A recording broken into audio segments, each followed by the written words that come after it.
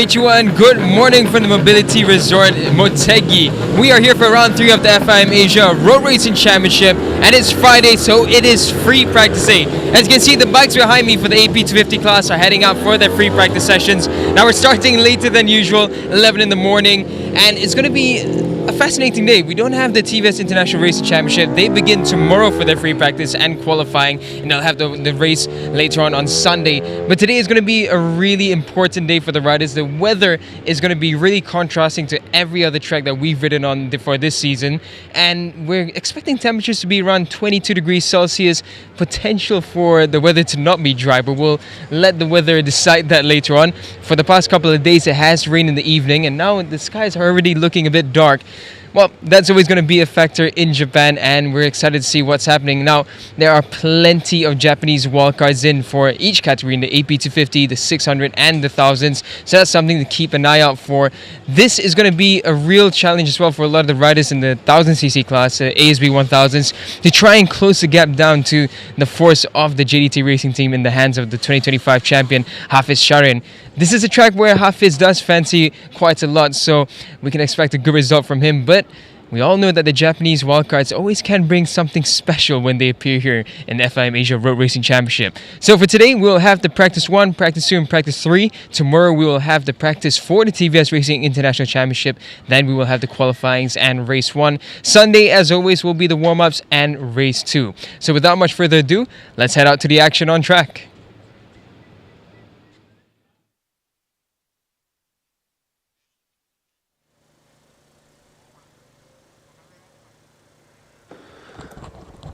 And a very warm welcome from the commentary position here, just above the pit lane at this magnificent circuit in the mountains of Tochigi Prefecture, about 2 hours drive north of Tokyo.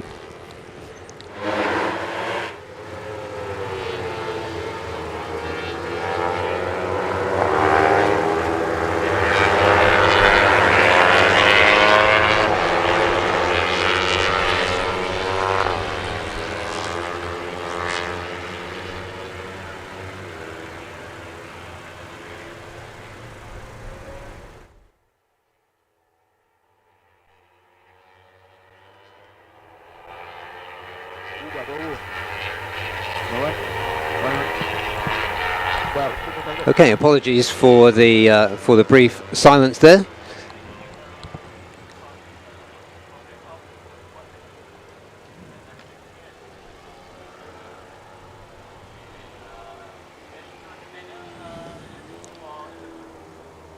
And we're going to go straight to Daniel with in pit lane for the first interview of the day. So this is not a wildcard bike. These are the two bikes from Rocco and MJ, and we've seen them before, of course, but in different colors. Now the team is called 40 Forge Asia. So still running the same BMW M1000R bikes, but just with different colors. That a little bit of a lime green splash.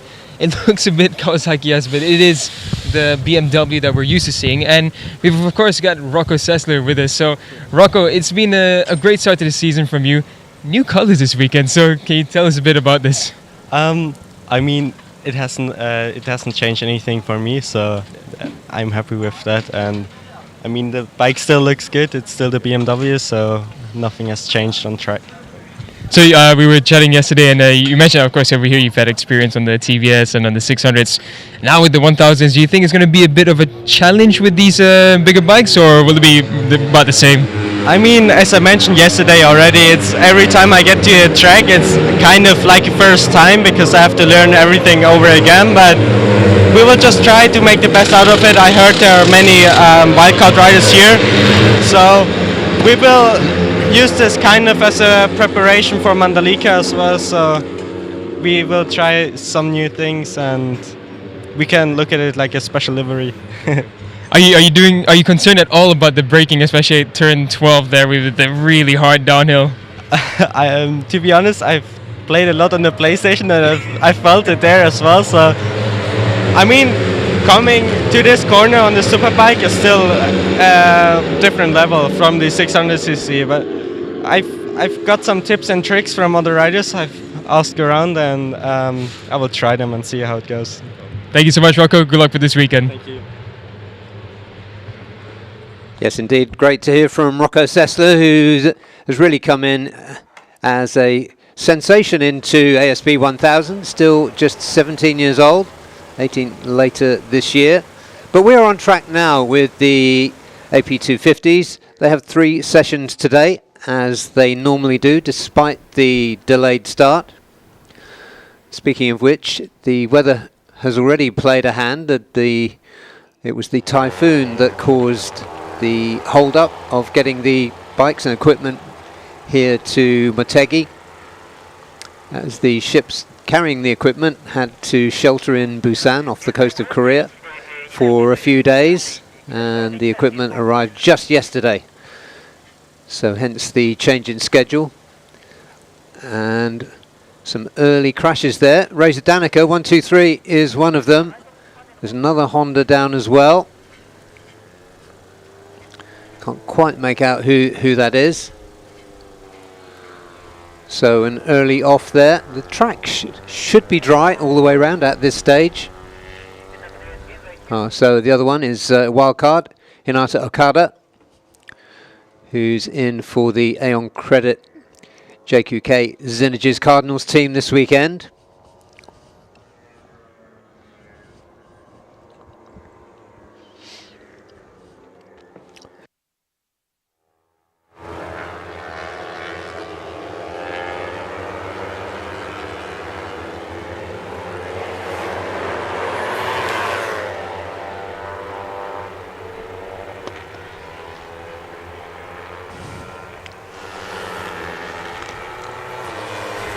So, as I was saying, 3 30-minute sessions today for the AP 250s, the 600s and the ASB 1000s, 2 for the Underbone 150s. On screen there, one of the really quick riders that's come in for Yamaha Indonesia, number 571 of Fadil Musyavi. And running alongside him there is the 97 of Wildcard, Tepi Kugawa. Tepi for Sanwa Racing Team, a team we've seen often here. Tepi 2. And a total of 32 bikes on the grid. This was already the busiest category in the FIM Asia Road Racing Championship. And this time it's even busier. The number 75 there, sole female rider in the category. That is Lu Yin. Lu Yin riding for the Tianyu Asia Racing MFZ team. Her teammate, Rish Takahira, when we see him, he will no doubt be giving us a lot to talk about this weekend. Rish Takahira often at the front of the pack in the AP 250 class, has yet to score a podium. There is the number 76 of Hiroki Ono. Now Hiroki Ono, who we know in this championship as a 2-time TVS champion and a really dominant force, stepped out of the TVS championship for this season, stepped into Honda Racing Vietnam as a rider coach. Regular rider Viet Tuan got injured after round 1, so he stepped in for round 2. Won race 1, finished a little further back in race 2, in round 2 at Buriram. And we've got back with Hiroki shortly. We're going to go back down to Daniel. So as the free practice action is going on, I thought I just want to take you guys right across the paddock for a bit. Now this is the bike from the Moto2Go Yamaha paddock. Now we know that it was supposed to be Anthony West riding as well this round, but this time we have Ollie Simpson returning, so we'll get a word with Ollie. But I must say it's great to see Ollie Simpson back in the paddock. He had a really strong impact on the Yamaha in the last round, so can't wait to see what's going to happen with that. Now let's just come across now. It's another team that we're familiar with, the SEG Honda Racing team from Honda Philippines. Now we are expecting Kito Abe to pull something special here, because of course this is a home race for him, and we know how strong Kito goes around Motegi. We've got the Swift Grove paddock over here, but We don't have Lachlan Epis' bike, but we do have Lachlan Epis at the back there. So let's see if we can grab a quick word with Lachlan. Just interrupting his moment of peace there. Lachlan, so sorry to interrupt you. So the bike's out here, I think it's at scrutineering, is it? Yep. So what's it looking like from Motegi? It's a track that I think you don't mind too much. So how's it looking for this weekend? Yeah, obviously the build-up's been a bit interesting. We've got shorter sessions today, and we're trying a new brake cylinder with a thumb brake, which I've never run before. Just simply, this track is a very stop-start, and you need to be able to control your exits quite a lot. But yeah, it suits me. I'm very much a rider that enjoys riding on the front of the bike, and with a track like this, it should play to my strengths. So you said a thumb brake, so it's like the ones that we've seen in the World Championship and such with for the rear brakes, is it? Yeah, correct. So we can run now, this year we can run a dual system with the front, with the brakes. We've got the rear brake activated now by the thumb and the foot. So we'll be able to use it in left and rights in a more cohesive way. Alright, thank you so much, Lachlan. Good luck for this weekend. No worries, thanks guys. Right, there we go. So Lachlan Epis for Swift Girl. Got Lachlan's dad as well here in the paddock. So let's make our way down a little bit further. Of course, we've got McKinley Kyle Paz's bike and Cosmo Daniel. We can expect these two to be fighting strong this weekend. Of course, Cosmo will be looking for that title defense. Now going down the line again, we've got Honda Racing Malaysia's bikes. Now this is an interesting paddock because we expected a strong impact from all of their riders this season. But Zakon Zaidi, of course, we saw what happened in Buriram in the last round. We had a chat with him about it. Azra as well, just missing the mark a little bit this season. In the 600s as well, we saw Helmi Asman, who had moments of brilliance, but in Buriram, it just didn't come together for him. And yesterday we saw Kip as well jogging around the track. So perhaps there will be something new for them in just the way that they deliver their performance on track, but we will see what happens. Kip, of course, with World Championship experience here, so it will be good to see what he does. Got Anupap's bike over here, the number 500, and Kritipat Kunkum's bike. Kritipat, he looks really amped and pumped for this weekend. Anupap, as always, we can expect him to give nothing less than 110%. So we'll wait to see what Yamaha Thailand can deliver. Kritipat, I'm expecting really strong performance from Kritipat. He's someone who we really expect to be up there for the title charge all the way till the end. As for Honda, we just saw on the live feed that as for Honda's riders did have a crash in this practice session, but these are the other bikes. We've got Herjan's bike as well as Adananta Putra. Now, if I do remember correctly, RB is missing this round due to not being approved by the doctors, if I'm not mistaken. We'll get more information on that. So nevertheless, a speedy recovery to RB, and we hope to see him back soon. We will be at his home race in Mandalika in the next round. And next to them, of course, the MS Glow for Men racing team. Now, this is a bike that I would like to call the Silver Bullet. It looks absolutely gorgeous. You can see it's the only one with this nice silver color with that touch of red that really just pops well in this bike. This is Gary Salin's bike over here and Dimas Eki Pratama's bike. Dimas, of course, in World Championship duties with the Baggers Cup. So we get to see what Dimas can deliver here in Motegi. Another rider with experience over here. And now the final one that I just want to cover real quick with you guys is the Victor Racing team. So we got Izam Ikmal's bike over here, the number 24, the R6.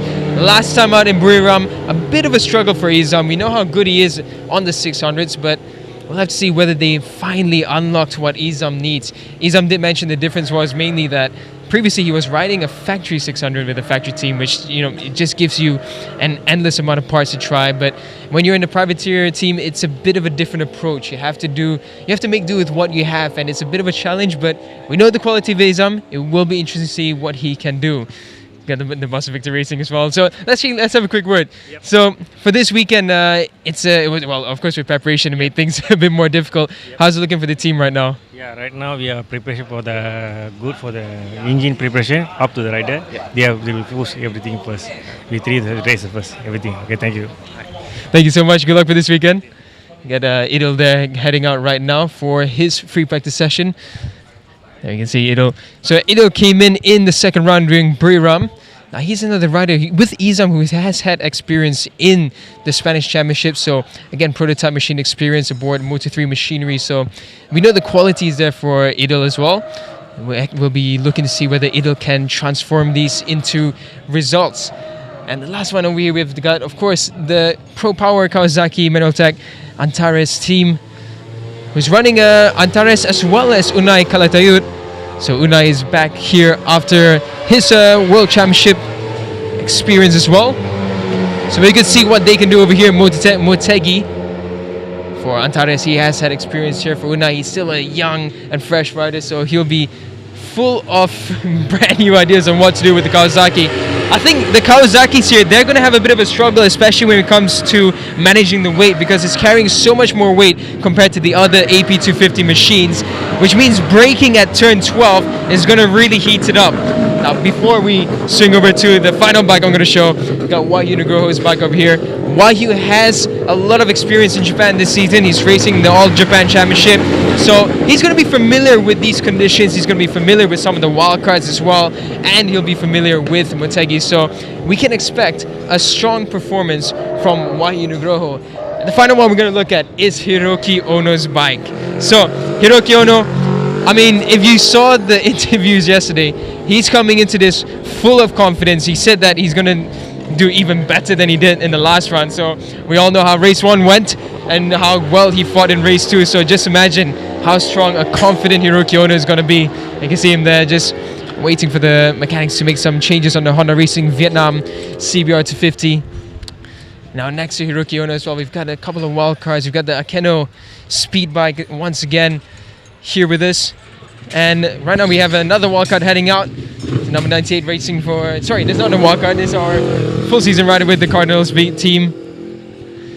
It's really so nice to see all the different colors that we have here for this weekend. Anyways, we're going to throw it back to the studio with Barry and with the action out on track. From Daniel, a lot of what we can look forward to this weekend. Well, there's only 7.5 minutes left in this session for the AP250s. So let's just run down who we've got there. We've got Rish Takahira. We were just mentioned earlier as a rider expected to show really strongly this weekend. Well, he's put in a 2:08.708, and that's the quickest time of the session. Next up, Thai rider for a Japanese team, Team One for All's Pirapong Nui Bumpeng. Just about 3 or 4 tenths behind Rish Takahira.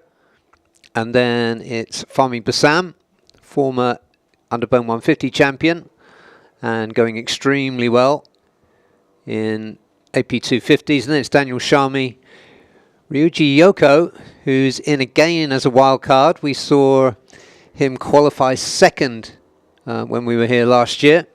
So Yoko definitely one to watch out for. He didn't convert the races into results, but very, very fast around this 4.8 kilometer Motegi circuit. And then it was Aiki Yoshi, who was briefly at the top of the timing screens.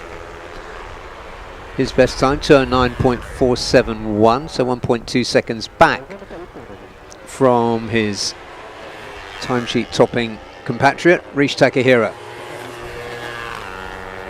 And then looking at the other riders, championship leader Kritapat for number 39 to 10.4. So there's a whole group of riders in that late 209s to mid 210s. And Kritapat on the move now. He's just put in his best sector 1. That should lift him up 2 or 3 places probably if he continues that for the rest of the lap.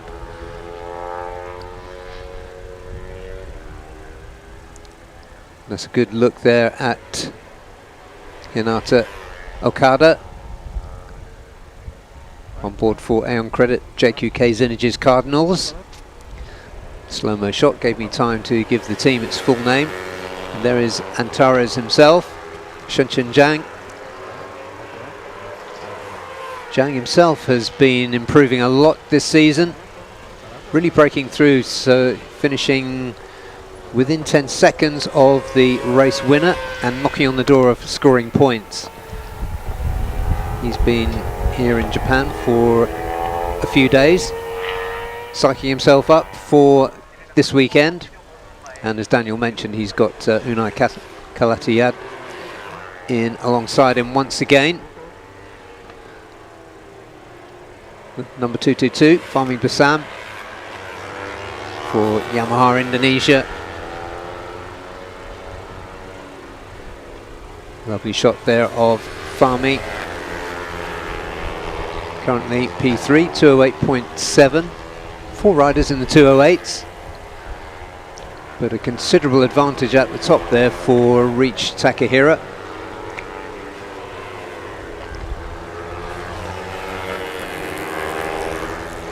And there's a number 18.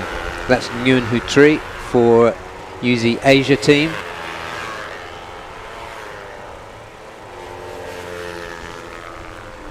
More and more Vietnamese riders coming in. There's Hu Tri last season. He raced here, he knows his way around. Nice shot there of this Motegi circuit, used to be known as the Twin Ring. Behind the circuit there you can see the old oval, which kind of forms the arena into which this Motegi circuit has been engineered in the Tochigi Mountains here in Japan. Absolutely fantastic location. And we are going to go back down to Daniel. So it's always good seeing the Team Datara team when they're in Japan. They always come in full swing with 2 riders. This time around we've got Kazuki Watanabe and Shogo Kawasaki's bikes over here with this new design. You can see here now they've added this splash of blue, and I must say it complements the Aprilia shape and just the whole look of the bike really well. So Kazuki Watanabe was saying that they're hoping for a really strong result here, and he was saying that should it rain, there's actually a good chance that they're going to get a strong result. Of course, we know Team Tatara here, it's a home race for them, so we can expect them to know a thing or two extra that they can do for this coming run. And again, we've seen the progress that Kazuki has been making with the team and the bike, so it would be great to see a strong result from Team Datara and Aprilia here in Motegi, this time in Japan. So I'll throw it back to Barry, and with the action live on track. Many thanks to Daniel, and good to see that those new graphics, as he said, looking absolutely stunning on the Team Tatara Aprilia. So we'll be seeing them a little later as we get towards midday. But right now we're in the closing stages, the last 2 minutes of the AP250 session, as we watch one of the Yamahas there, couldn't quite see which one that was, go a long way off the racing line. But it is still Reach Takahira at the top. That's 208.288. Fadil Mashavi has just come in a little bit closer, into within 2/10 of Takahira's time. And then it's Chandra Homawan. We look again at the number 75, Lu Yin for Tianyu Asia Racing MFZ. Missed the first round of the season due to a nasty back injury. Was still recovering, but came into round 2. So this is her first visit to Motegi. So let's see what she can do.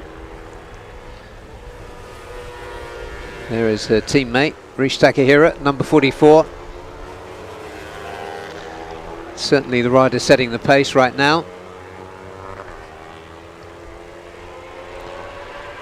Kritapat pushing further down. Number 39 championship leader. He has a 22-point lead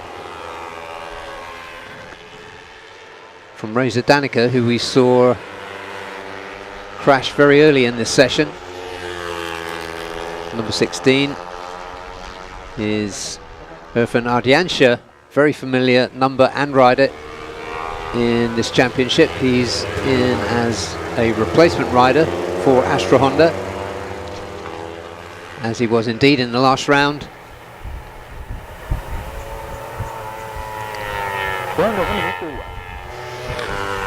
That's Hasegawa, Reiko Hasegawa, on the number 41 machine. Just getting past there by Irfan Haikal from Motor Honda Asia. That's the number 21.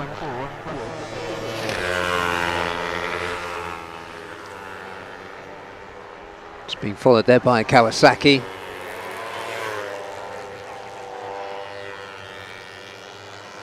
Just coming into shot there was Hunter Corney. Now Hunter Corney, we expect the wildcards here to be some of the top Japanese riders. Well, there's one of the most exciting riders in Australia currently, young riders. He would now be 16, I do believe, to be confirmed. But it's really good to see him coming in, and he's coming in with Patrick Leeds' Moto Go Yamaha team, so you can expect him to go well. I think he had some injuries last season. I'll have to check whether he's raced here before or not. He might have missed this round last year for TVS. But with the checkered flag out now, as you can see. Daniel Sharmi, the number 57, going through there. Decent session for him. 209.6 was his best time. That puts him 8th. Takahira remains at the top. Fahmi Bassam once again on the last lap closed him down a little bit more to within 1/10. And then it's Meshavi, Chandra and Pirapong. I'll confirm those results for you shortly as the remaining riders come through. Good first session for the returning Unai Kalatayud for Pro Power. Antares on the Kawasaki. Other quick wildcards here, Rintaro Takamoto. Oh, and Chandra Hermawan has just knocked Rish Takahira off the top. So an Indonesian leads this session, and by quite a margin as well, almost 4/10. 207.639, so a sensational last time around there for Chandra Hermawan. So just as he looked untouchable, Chandra Hermawan reached out and grabbed him by the shoulder. So FIM ran. Didn't have time to talk about him, but great to see the underbone star coming into 250s.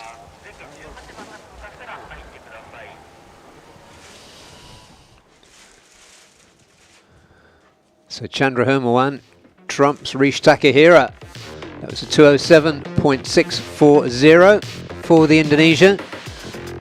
And then Tianyu Asia's Rish Takahira, second quickest, 208.288. Just behind him, Fahmi Bassam on a 208.374. And then it was Fadil Musyavi for Yamaha Racing Indonesia. Fastest wildcard, Ryuji Yoko, Team Tech 2 Sanwa Racing Team. Pirapong Lui Bin Peng next up for Team One for All, 208.636 for the Thai rider. Aiki Yoshi looking good for Team SGG with Hark Pro, 208.7. And then Hiroki Ono, 208.809. Hiroki in as a replacement rider for Honda Racing Vietnam. And then it was Daniel Sharmi for Uma Racing, Yamaha Majimoto, Unai Kalatayud for Pro Power and Torres MT Kawasaki, and then championship leader Kritipat Kankum for Yamaha Thailand, and then Rintaro Takamoto, Kino Speed, Galang Hendra, the number 99 for Yamaha Yamalu, did a 209.8. Then Gary Salim on the Silver Bullet, MS Gloverman, Honda, and then it was Irfan Heikel for Motul Honda Asia. Raiku Hasagawa, the Servo Hypersport, did a 210.7, that was 16th quickest. And third in the championship, Panjarut Chiprochat for Honda Racing Thailand, did a 210.9, so more to come from him, and probably more to come from Motegi debutant Hunter Corney for Motogo Yamaha, Aldia's Axel Ismail, 19th. And then it was Idil Fitri Mahadi for Victor Racing, Gao Jiang for Team One for All, and Jazil Jarami 22nd quickest with a 211.3. And then Yun Hu Tri for Yuzi Asia Team, Tepi Kugawa for Sanyo Racing, Hinata Okada for Aeon Credit, Cardinals, and then FIM ran. Good to see him again, 212.8. Carlson Jacob Solis for SDG, 27. Shenzhen Zhang for Pro Power Antares, 28. Irfan Ardiansha, who we saw go out in that session, 214. And then 215 for Setu Rajiv. Razor Danica Arens crashed early on, and Lu Yin 217.066 as the young Chinese rider gets herself used to this Motegi circuit. We're going to be back on track with the Supersport 600s in about 10 minutes, and before that we'll show you a slow-mo compilation of the highlights from that AP 250 session, so stay with us.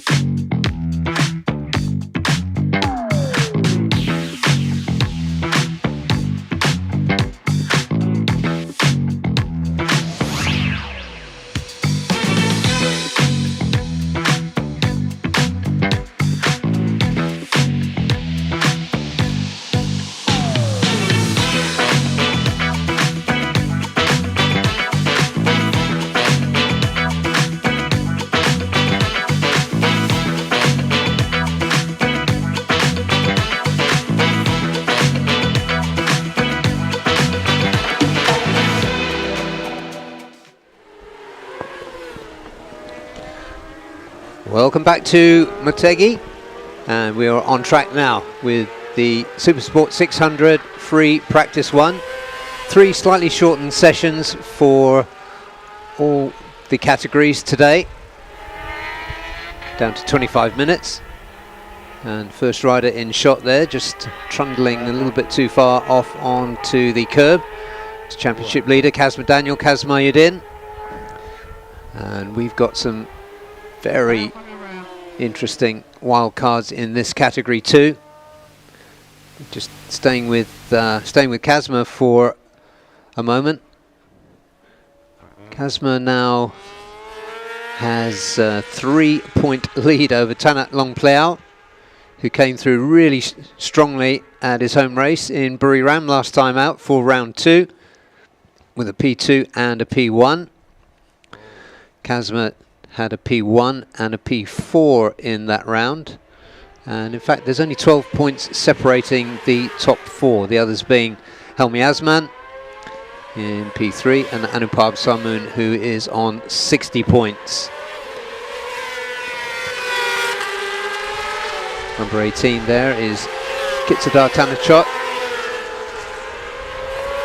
Kitsadar 2 DNFs, the P6 and the P10 so far this season, so lots of potential for Kitsadar to improve.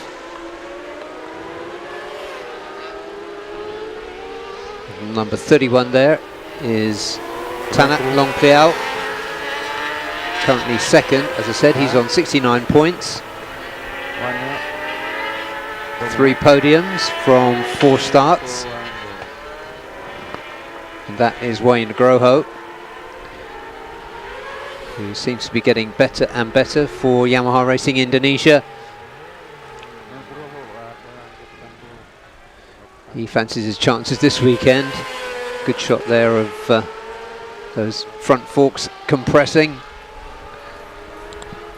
And that, if I'm not very much mistaken, is a familiar number there, the 24, in as a wildcard or replacement rider. Oh, he's in for the full season now, Afiwat Wongtananon. I beg your pardon, I'm going back a season or 2 in my numbering. That is Isamik Mal, of course, who stole Afiwat's number 24. But Afiwat Wongtananon we will be seeing very shortly, no doubt. 2024 champion. Isamik Mal there for Victor Racing, going through one of the 2 tunnels here at Motegi.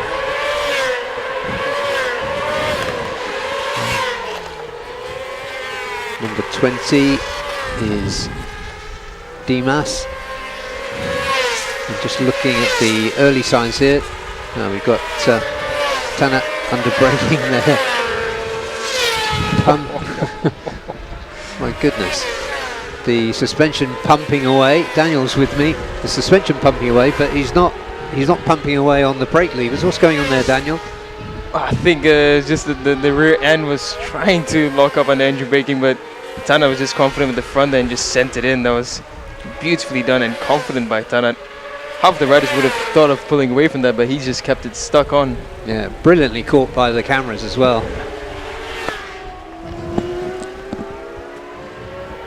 Yeah, so back there with another of the wildcards here, Hikari Okubo for Sanwa Racing. Good to see him again in this series. There he is, the number 78.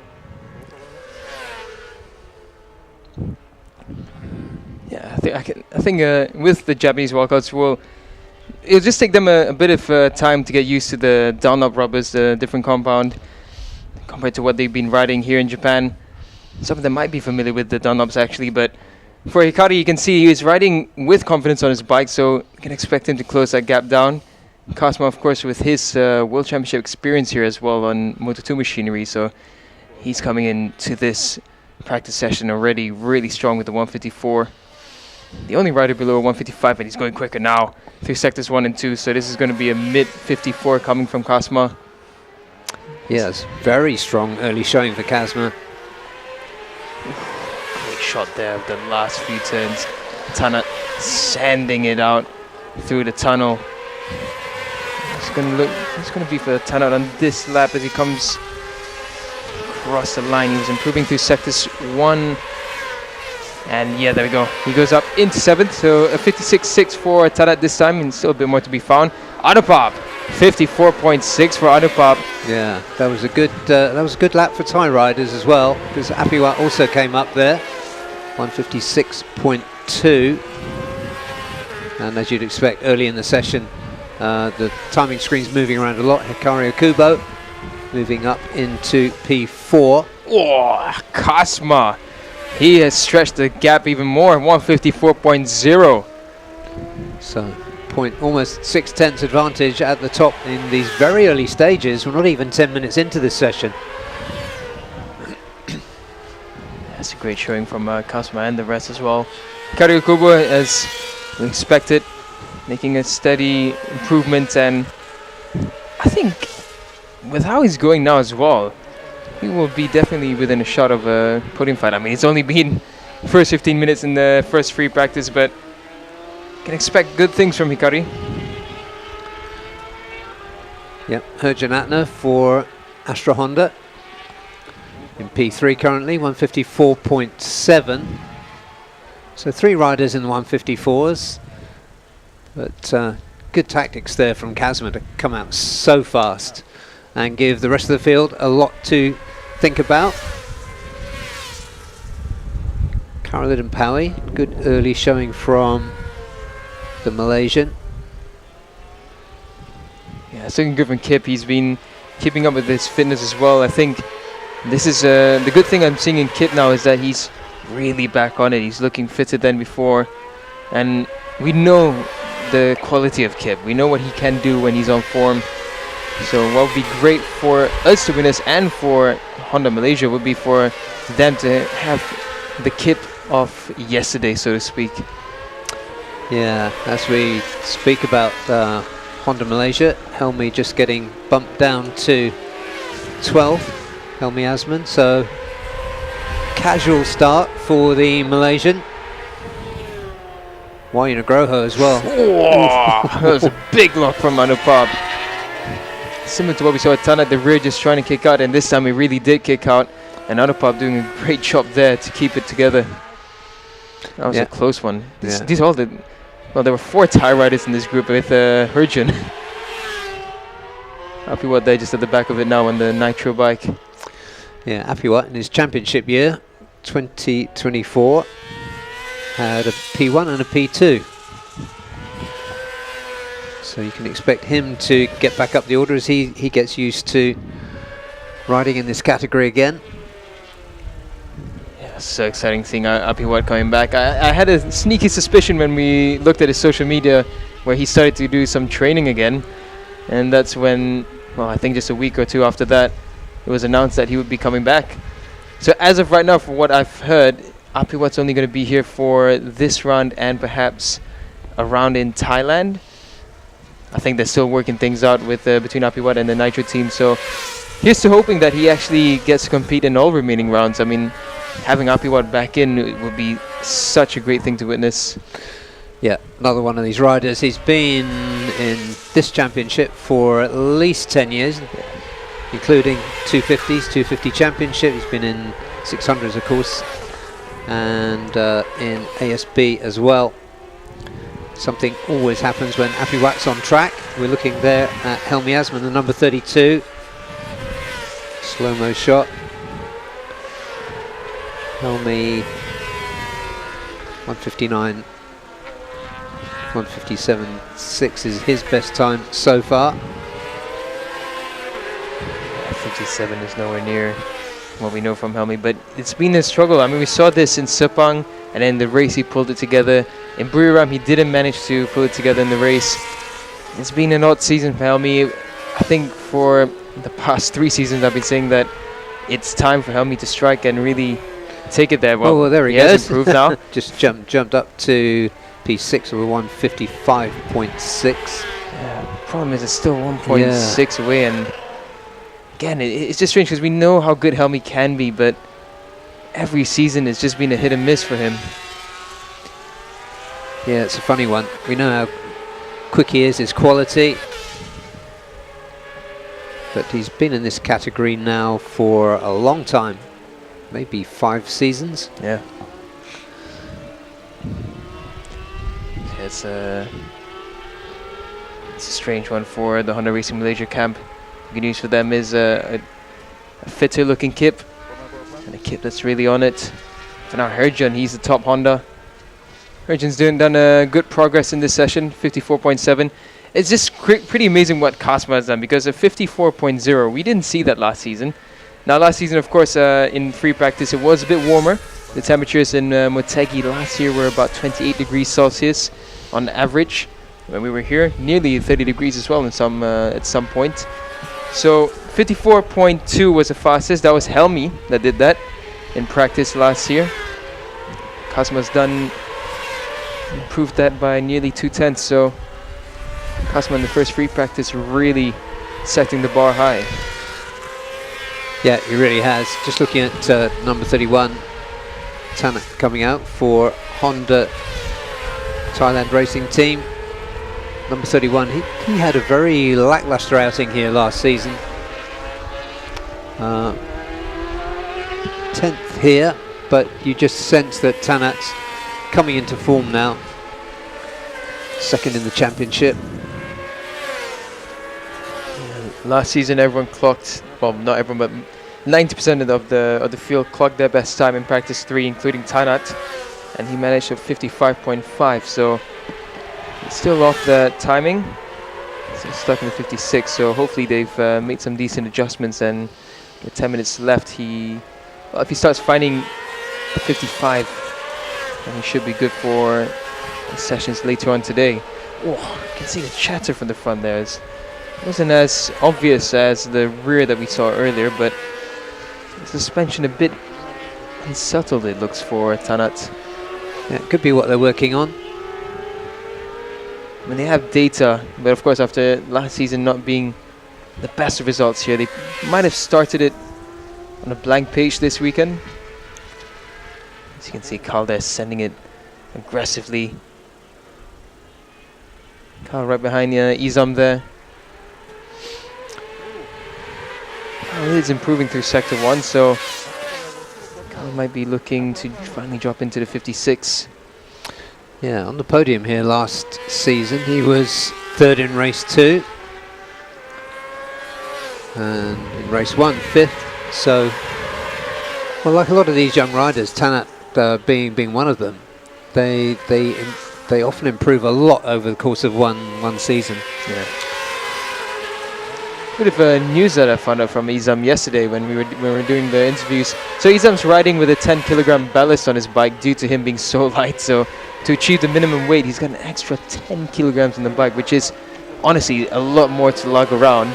And when you're riding, especially at a track as technical as Motegi, you are going to feel that weight. So it is going to be quite literally an uphill battle for Izam every session. Uphill, or is it possibly a downhill battle when you're braking coming into turn 12? So yeah. And where do you put the? I was about to say, where do yeah. you put it now? So to try and fit it on the. If I had a choice, I'd put it at the back of Motegi. Yeah, I mean, but I'm just thinking on like the back of that R6 is so slim. They're gonna have to chop the weights up into small pieces. Yeah. Yeah, that is quite a challenge for a smaller rider, having to work harder on the brakes. Seems like a kind of a double handicap in a way. Indeed. Still waiting to see something from Wahyu, and right there he goes, 10th. 56.4 for his first proper lap, so to speak. So they've fixed whatever he was struggling with earlier. Here's a nice slow-mo of Herjun. His suspension looking like it's working well for him. He's just been getting stuck in then. You can see from the timing so far it's working well for him. Wahyu, I'm expecting Wahyu to be well into the top 3 fight. With his experience in the All Japan Championship, he'll be familiar with the weather, familiar with the conditions and the track. Another lap complete for Tanat, and he moves up to 7th into mid 155s, 55.475. That's his fastest practice time here in Motegi, so that's much better for Tanat. Compared to last season, he only achieved that in practice 3, so good steps up from Tanat Langpao. Kitsada as well, making a good improvement, 55.8, so the Honda Thai riders finding those improvements. Yeah, and Yamaha mounted Apiwat as the quickest top speed around here, so his bike looking as though it's been nicely prepped. Hikaru Kubo as well, improving there, 55.025. So this field is doing what we expect, making the gaps a bit smaller between the riders. It has been 250cc-esque racing in the Supersport 600 for the past 2 seasons. It's been tighter than ever as well this year. Yeah, it has. It's really, really good racing we've always had in this category. Even though the field's not the biggest, Yeah. what there is pretty deep. There he is again. Wahyu nearly loses the rear there. Well, he didn't lose it, he just saved it. That was an impressive save from Wahyu. He's really trying to push on. He did improve on the previous lap, 55.8. Yeah, and 36 there is Ferozi. Let's see what happens. Beautiful helmet for Wahyu, but just as he gets on the gas there, you can see the rear will start to kick out right about here. There we go, it's kicking, and it was a proper slide out and nearly lost it again, and he just gassed it out. What a save from Wahyu. Brilliant. Yeah, leg at full stretch there. That's almost like a box splits he was doing there. So yeah, being nice and supple helps, that's for sure.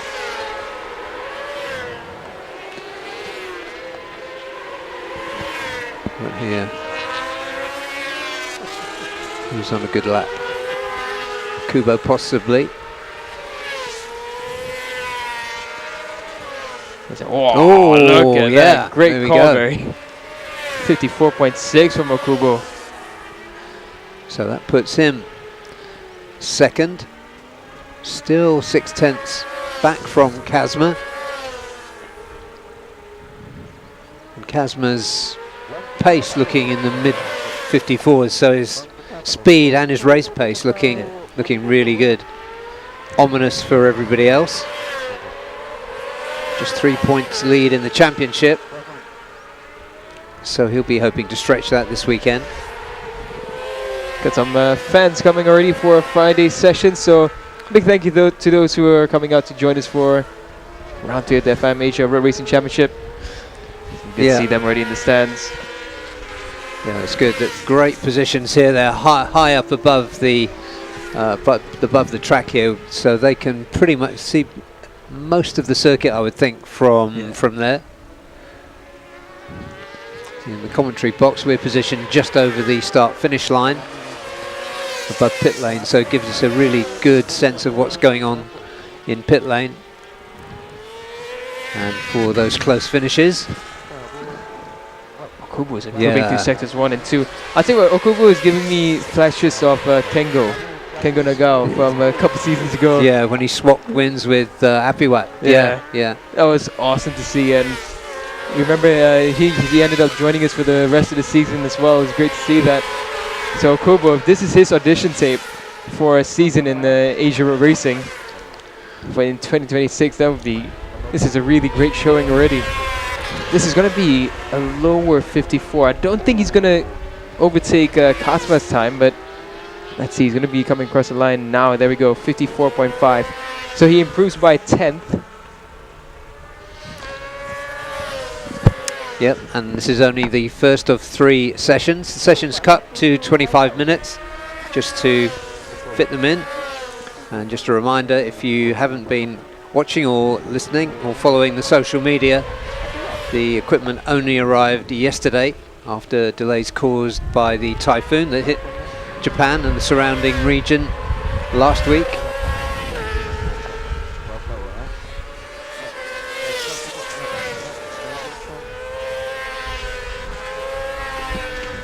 Wow, making steady improvements.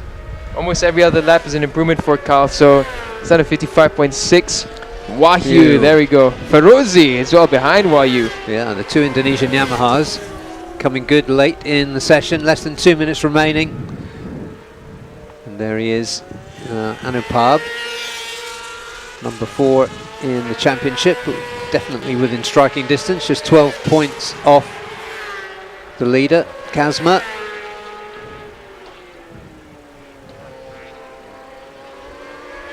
And that is Zhao Tianhao for Victor Racing Team, the Chinese rider, getting his first taste of Motegi.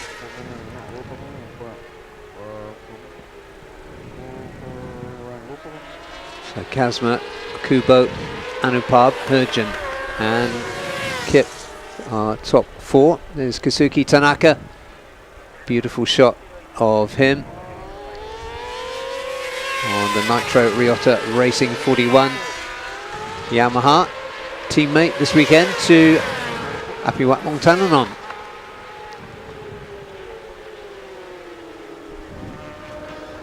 Apiwat hasn't quite found his pace yet.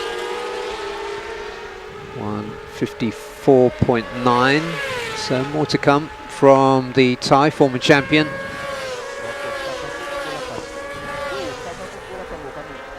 But good pace and great speed with that very early fast lap from Kazma.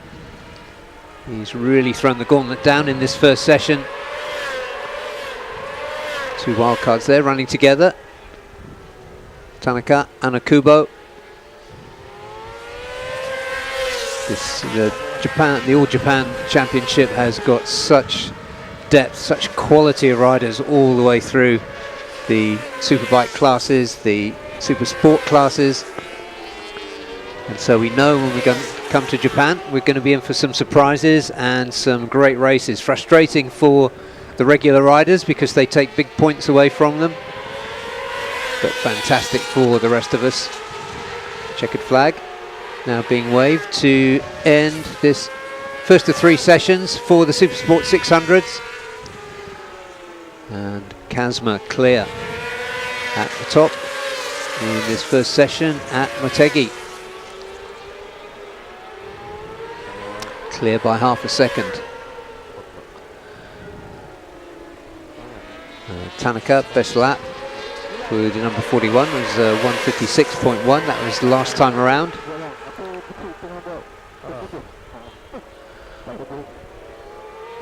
Dimas, number 20, down the order there on.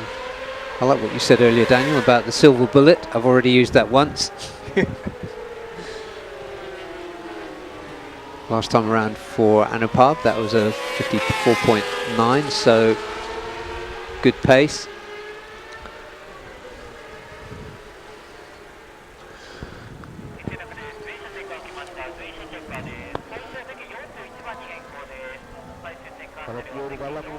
So top 5 the same. Apiwat 6th, then Ferozi and Wahyu for Yamaha Indonesia in 7th and 8th. Tanat down in 9th. More to come, we suspect. They'll probably be working on getting that rear suspension sorted out for more stability.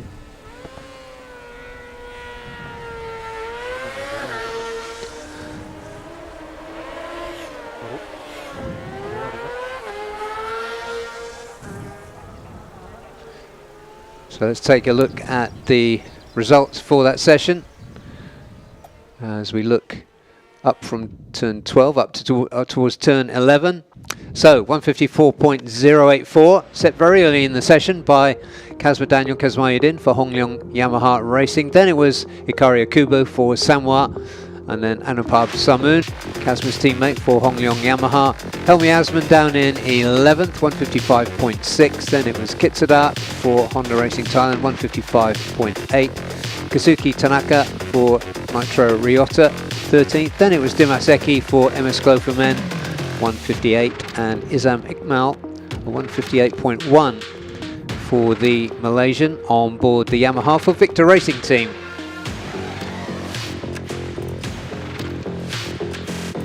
So once again, we're going to take a short break. Oh, there we are, just waiting for Zhao Jianhao.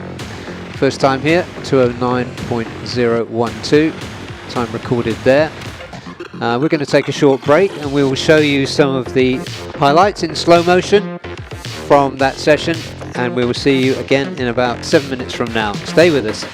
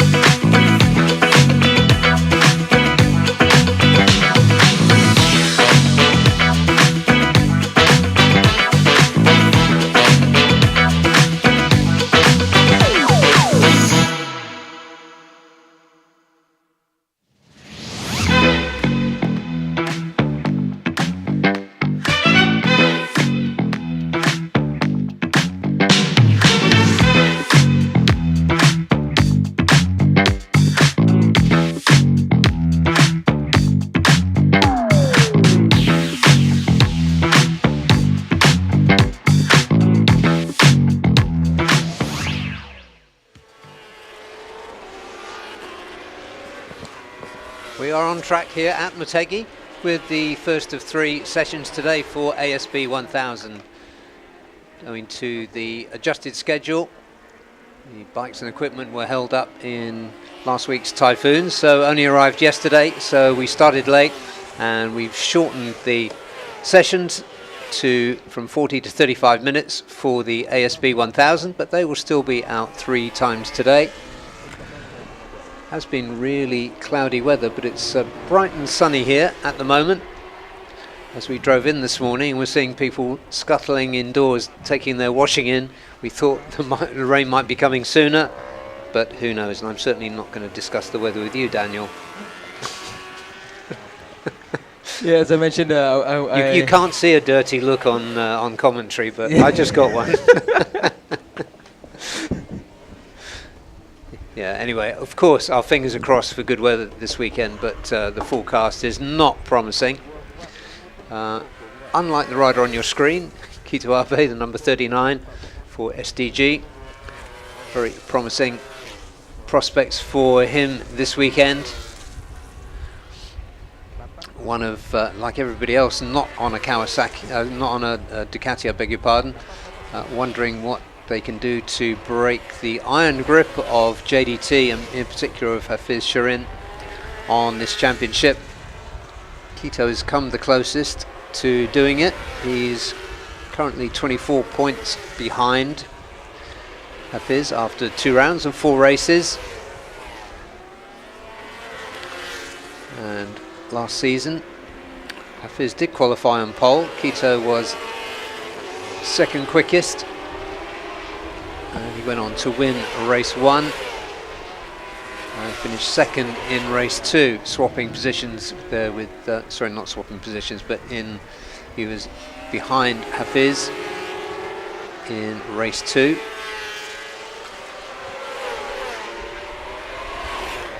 So the number 39 will be featuring a lot this weekend, as we anticipate will the number 20. To Honda Racing Malaysia, Azroy Hakim Anwar. A rookie this season, which seems a strange word to attach to Azroy because we know him so well. Yeah, last season coming into the ASB class for Azroy, and he started looking like a true contender. And we thought this season might be the one for him. He had a bit of a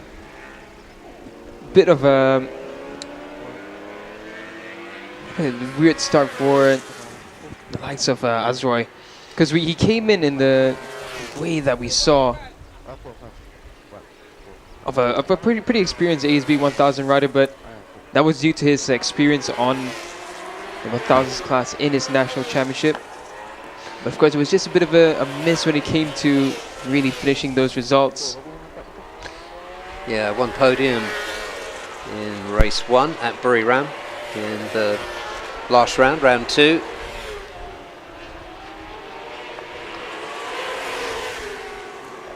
And as we just look at the early lap times coming in now,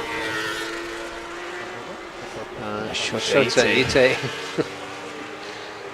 Yeah, it was Kota Arakawa, I was about to say, and then Shota shot to the top, and Azroy has just shot to the top, so maybe something of a reverse commentator's curse there working for Azroy, but good to see him putting in a good early lap time. 151.9 for the Malaysian.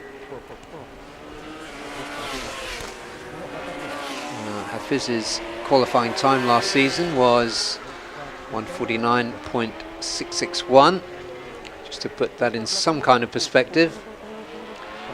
The weather and temperature, as you were saying earlier, Daniel, weather is cooler this time.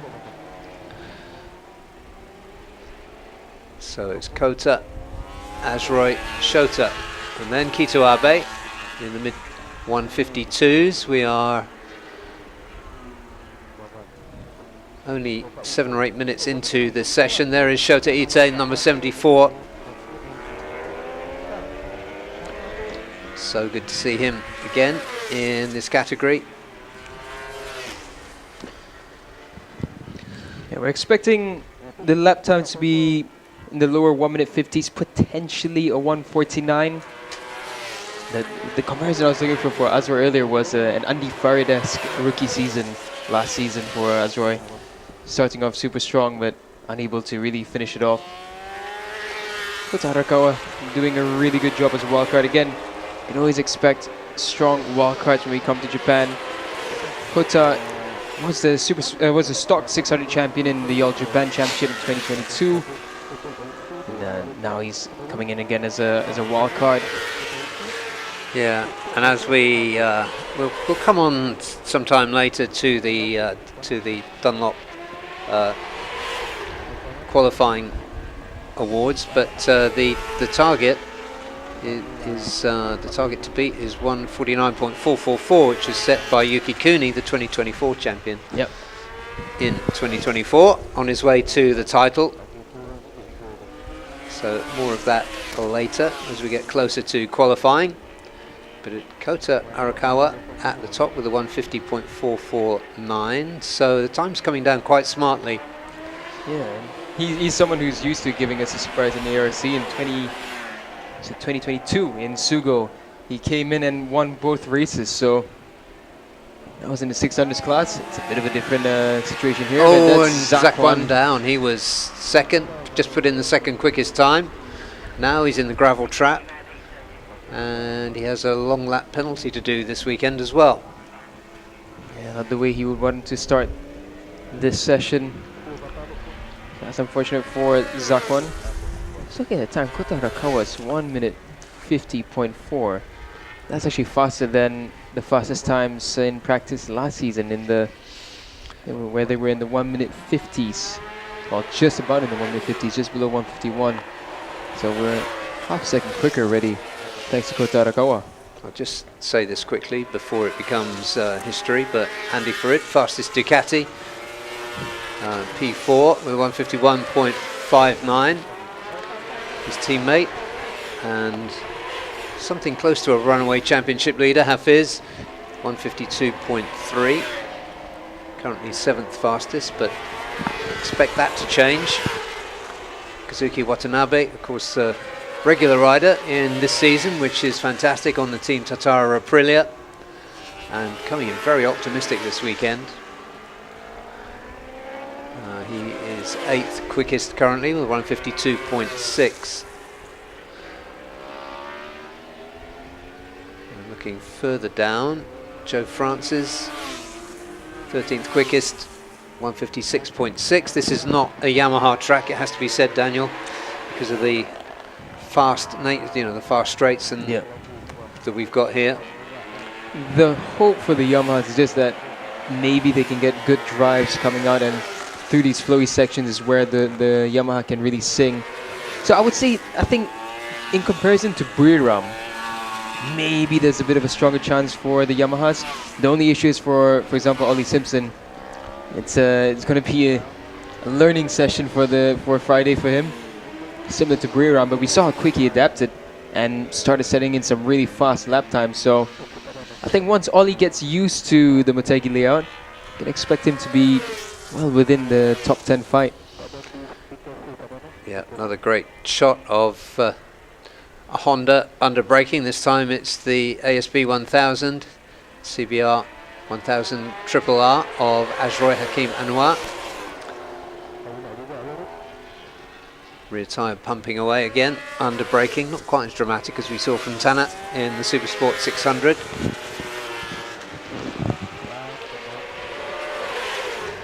Yeah, it looks like the lap times are not really dropping at all. Kota Arakawa's 1:50.4 still stands as the fastest, and by nearly, well, half a second clear at the front ahead of Zakwan, who we saw go down into the gravel. Shota Ite, another wildcard. Well, okay, he was third, now he's fourth. Kito Abe's gone up with a 51.3. So we got 4 Japanese riders into the top 4, and 2 of them, sorry, 3 Japanese riders into the top 4, and 2 of them are wildcards. Indeed, and Zakwan Zaidi, being the non-Japanese member there, just dragged himself out of the gravels, so Who else have we got that could come up? Andy fired right now. Yeah. He's improving. Shota Ite is going even quicker though. So, speaking of the Yamahas, Shota Ite not really having too much of an issue. Maybe he didn't get the memo. Yeah, this it's not a Yamaha track. No, I remember Shota Ite last year as well. He was impressive, but he wasn't this quick. This is impressive from Shota. Just trying to pull up the lap times from Shota last season. Practice 3, he was 6th fastest with a 51.1. Actually, you know what? He's right within that ballpark. So he's in the lower 51s already. In practice 1, he only managed a 52. So this is great from Shota. I think they found a few things on the bike compared to 2025, as you'd expect. And Shota making it work. So there is a way to get a Yamaha around here quickly. So there's a challenge for Ollie Simpson and Joe Francis. Yeah, you can see Ollie's just slowly churning away at the lap time. He just needs to get used to it and find that setup. You can see he's just a bit quicker each time round. I mean, I can only imagine it. I have struggles finding a setup on PlayStation on this track, so I can only imagine what it's like in real life. There he is there, Ollie Simpson from Moto2Go Yamaha. So good to see him back once again, even though we do miss the presence of Anthony West on the bike. But Ollie is such an exciting rider to look at. And there, how come we haven't mentioned him yet, but number 41, Nakarin Aturapuvapat, has missed the 2025 championship by 3 points, struggling this season so far. But last season qualified 5th, 150.4, so pretty much on the quickest time. And oh, what a surprise! So Hafiz, who we know goes well around here, is putting in quickest sector times. Yeah, we can see him chasing Andy just now, but did Hafiz just back off from this lap? Oh no, there he goes. He goes into second with a 50.942, but still half a second nearly adrift from Kota Arakawa. Yeah. But it's a good sign from Hafiz. He's starting to get used to it again.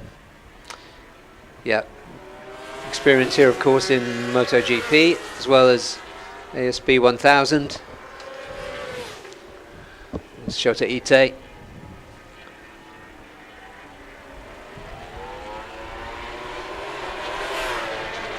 So yeah, the Yamaha going around, or Shota Ite going around here really well. Lots of data, no doubt.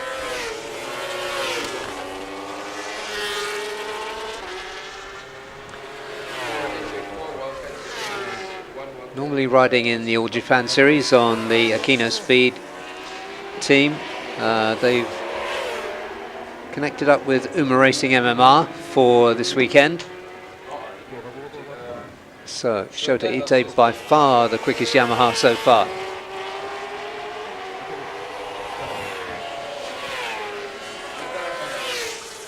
Hafiz improving once again. Quicker through sector 1, quicker than Kota through sector 2. So Hafiz looks as though he's scrambling his way to the top of the timing screen. And we're not even halfway into this 35-minute session. Great shot there of Shota Ite. Yeah, Hafiz is going super quick through those 2 sectors. Yeah, that's what I was just saying. It looks as though he's scrambling his way back up. Yeah, it's sector 3 is a big jump, but sector 4. Not so good, but yeah. 50.7, so he does get close the gap down to Kota Arakawa. 3/10 now, the gap. Does feel inevitable with Hafiz that he's going to make his way back up there. Let's just get Ollie Simpson in his way. So this will be good for Ollie once Hafiz goes past, to just follow someone who has plenty of experience in Motegi. Kota Arakawa now, he's going to be still running around on the track, but he's not found any improvements. You can see that that's where the strength of the Yamaha comes in, between the flowier parts of the track. That's where Yamaha just finds that extra edge grip and a bit more corner speed, even in comparison to Ducati right now.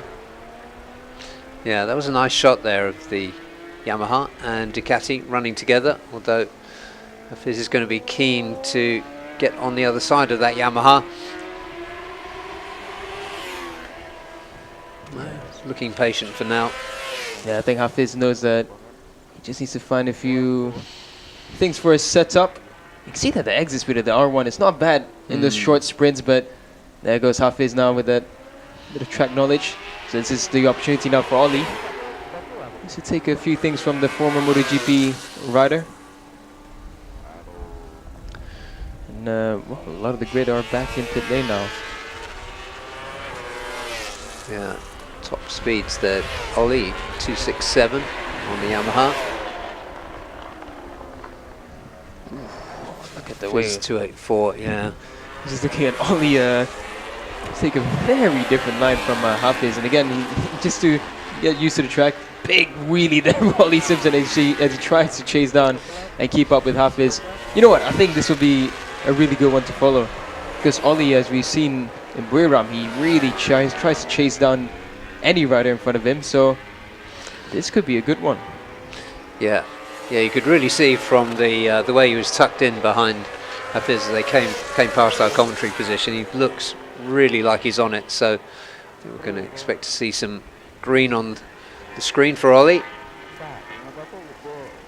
Joe Francis, the other Yamaha rider, apart from Shoteite, and Ollie, he's down in 13th. He's back in pit lane now. Bit of sticker work coming off Hafiz's bike there. And yeah, look at that. Ollie Simpson, he's already 4/10 faster than his previous lap in Sector 1 following Hafiz. Yeah, 29 is almost dead through that. That's a really good sector time. Yeah, it's actually only about half a tenth off the fastest sector times in Sector 1, and Rocco there running a soft rear tire. Yeah, and a hard front. It makes sense to try that with the lower temperatures that we will have this weekend. Yeah, best time so far, 152.16 for the young German. Fired. Andy and Hafiz have just come back from Cremona a couple of weeks ago, testing that brand new Panigale V4R, the 7G. And we can't wait to see that bike here in the paddock. It's not with us yet. Yeah, they're teasing us, showing what they're doing on social media, and then just coming on these old slow machines. But yeah. There's nothing broke about the JDT setup at the moment, so they could probably run the rest of the season with these and still be looking really good. Another steady lap from Hafiz, improves by a 10th. So good step-by-step work by Hafizharin. Ollie, who was improving but made an error in Sector 2.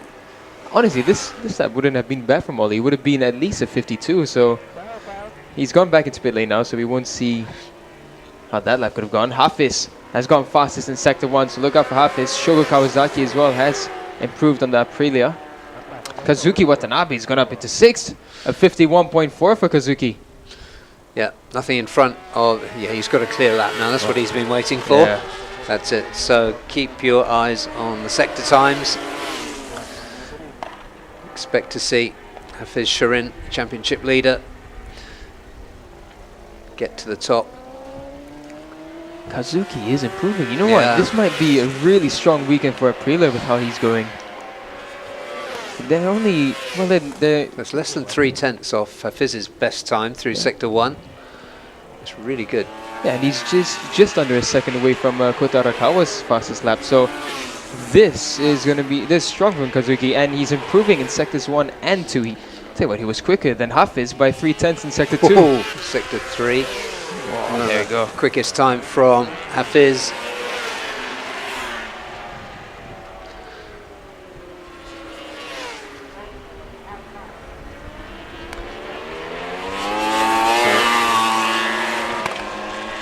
Here comes the championship leader. And yeah, he's lost time in Sector 2 and Sector 4. But look at Kazuki. Kazuki's still on it. Strong sectors all throughout. Kazuki goes fourth. 51.056. This is the closest that Aprilia has been to the top, and they're only 6/10 off, but less than that. They're half a second off. Well, in the run-up to this round, Kazuki has been talking the talk. Now he's walking the walk. Absolutely. Aprilia in P4. You love to see it, and tell you what, a strong performance here. I mean, it's only practice one, but a strong start here is going to set them up very nicely for the next track that we go to, which is a track where top speed nearly doesn't matter. So this is a great start to the weekend for Aprilia already, and for Kazuki. And it's only practice one. Exactly, yeah. Azroy is improving. A 51.056 would have been fourth as well last year in the combined practice times. Brilliant from Aprilia and Kazuki and Team Tatara. They've been finding the improvements, they've been developing the bike, and this is exactly why Kazuki Watanabe is one of the most wanted riders in developing race bikes, because he just knows exactly what a bike needs, and he translates his riding into words, and the words that the mechanics know and engineers know what to do with. And it's brilliant. Yeah, I mean, that's why we were really taking notice when he was making those confident statements during the week, because you're thinking, well, nothing much has happened so far this season if you just look at the stats. But now you can see why he was so confident. And that's the thing, because every other interview I've done with him in the first two rounds, it has been a bit more reserved. But this run, it seems like it's just confidence singing throughout the Tatara garage. So this is great. Yeah, good to see Zakwan back on track after his early tumble.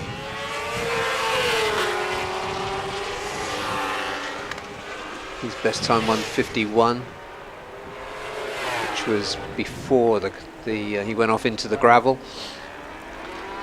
Hard front, medium rear for the Malaysian.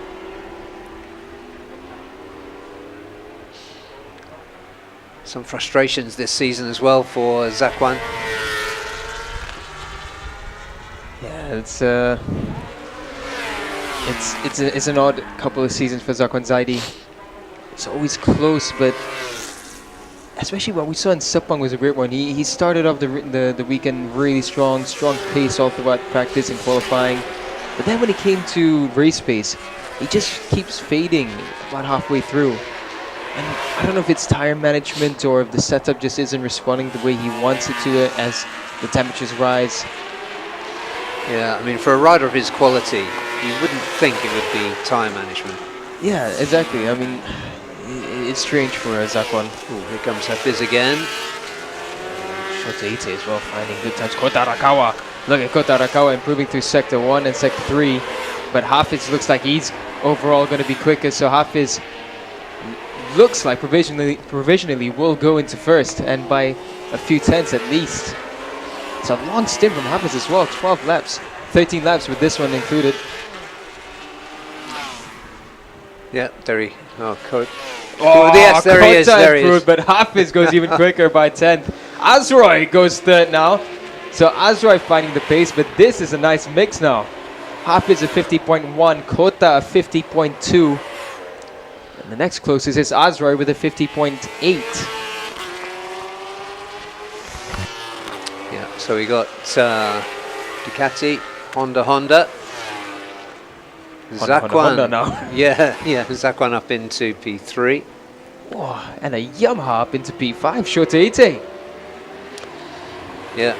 50.923 for Shota, so he's down in the sub 51s. Yeah. Kazuki pushed down to 7th there. Pretty much exactly 1 second off the best time of Hafiz. Oh, and look at the improvements coming now. As you mentioned, Hafiz fastest Sector 1, but Kota is faster in Sector 2, so this will be a good lap from both of them. Hafiz Sharin and Kota Arakawa, the fastest riders on track, and they are going even quicker now. Zakwan Zaidi improving, but he's off the mark a little. Yeah, toe-to-toe stuff here in free practice 1 for Hafiz and Kota Arakawa.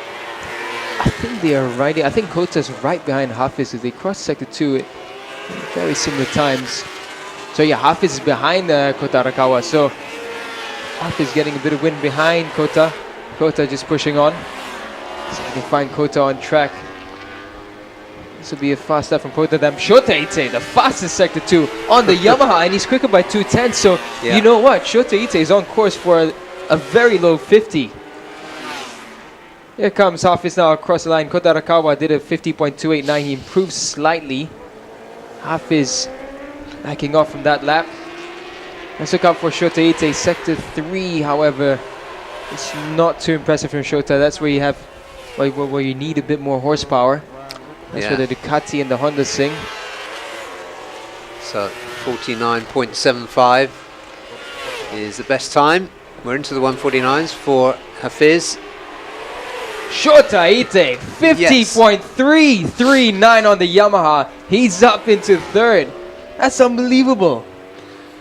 There we go. So he's dispelling some myths about Yamaha on fast tracks, stop and go tracks like this Motegi circuit. He is 8/10 quicker than he was last season in practice. Brilliant work from Shota. Brilliant work from the team as well to find these improvements on the Yamaha. Yeah, I was going to say there's some seriously good work going on by the team. Just getting that engine mapped exactly right. Hafiz just did a 49. Yeah, I know. Yeah. Completely skipped my view. No, I mentioned it while you were busy doing some research.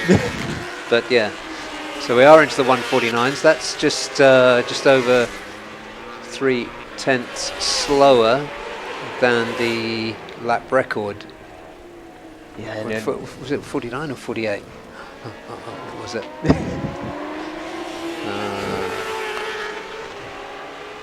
So the lap record here, qualifying lap record, yeah, 149.444. I wasn't deceiving myself. So Hafiz looking good for another million yen. yeah, indeed. And you won't even have to exchange it here. Yeah, for those wondering why we might sound more excited than usual for a practice session, I mean, there's so many talking points right now. Hafiz getting very near to the lap record on normal compounds. Shota Ite on a Yamaha, able to have competitive lap times around Motegi. Kota Arakawa, another wildcard who is coming into this round with a different tire than what he's used to, different regulations, and able to be in second, very close to Hafiz. There's talking points everywhere here. Yeah, we always get them when we come to Japan, because as we were saying earlier, the strength and depth of the riders that regularly compete in the All Japan Championship, which is not that easy to find on the media, but if you do, the racing's fantastic. Yeah. I think the two best domestic championships in the world, national championships, would be Japan and British Superbike. Yeah, Joe Francis being the British Superbike representative here. Yeah. Going to need to send some spies into Shota Ite's pit. Just go and snatch the laptop. Yeah, the Victor Racing R1 is due for a mega upgrade. I mean, it's a far older bike compared to the likes of Shota Ite, for example. Yeah. Shota Ite, of course, a very highly regarded rider from Japan, and one that Yamaha have been pushing for quite a while.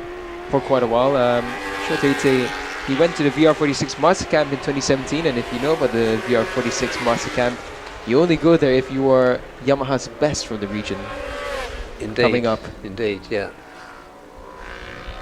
That's it. A recent graduate of that school in the 250s was Kritapat, currently leading the championship. So, a little hush. We've only got 3 minutes remaining. Seems quiet, but the noise is broken by Shogo Kawasaki. Kazuki Watanabe has been out for his second run as well to try and find some improvements.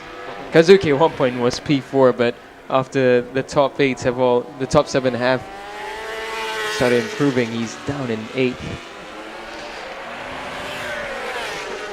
Nevertheless, the gap reducing for Aprilia and Kazuki. See the Dunlop technicians there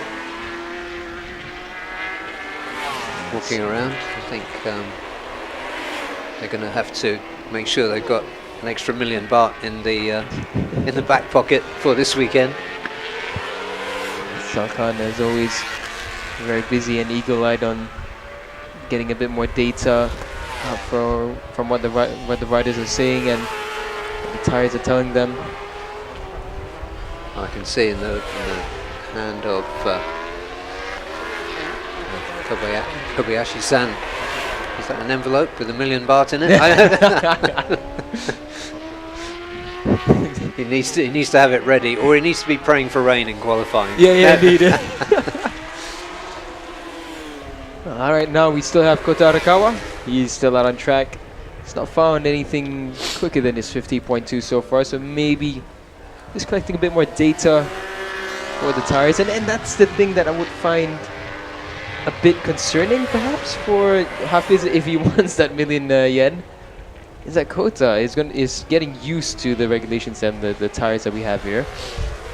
I wouldn't say it's too dissimilar from what they would be riding in the All Japan Championship, but of course there will be differences. So if this is the first session for Kota Arakawa today, I mean, we can only imagine what he's going to do in a couple of hours for practice 2. So mega impressive from the wildcard riders, from him and Shota Ite. Looking for clues, because I think the weather is the only thing that's going to save that 1 million baht. The flags are blowing pretty much horizontally, and it's quite a stiff breeze out there.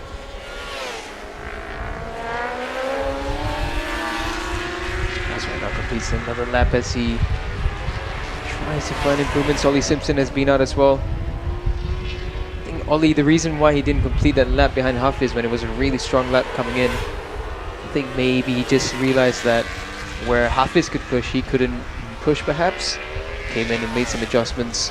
Yeah, no, just coming across the line. Is he going to make it before the checkered flag? No. Yeah. Kota takes the checkered flag. Yeah, his early laps are good. He's done. Him, Hafiz, and Andy, as well as Rocco, have been the busiest riders. 15 laps in this session. Yeah, it was a strange session for Nakarin as well. Nakarin Tirapuvapat for Honda Racing Thailand.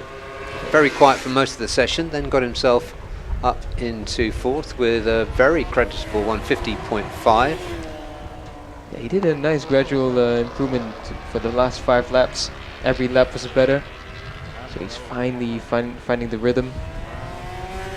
Rocco a bit quiet for him, 51.8. His fastest, Lachlan as well. The 2 BMWs down in 11th and 12th. So BMW need to find a lot more, because we know how strong the BMWs can be here. Especially if I remember a couple of seasons ago in the hands of Sho Nishimura. Yeah, 2024.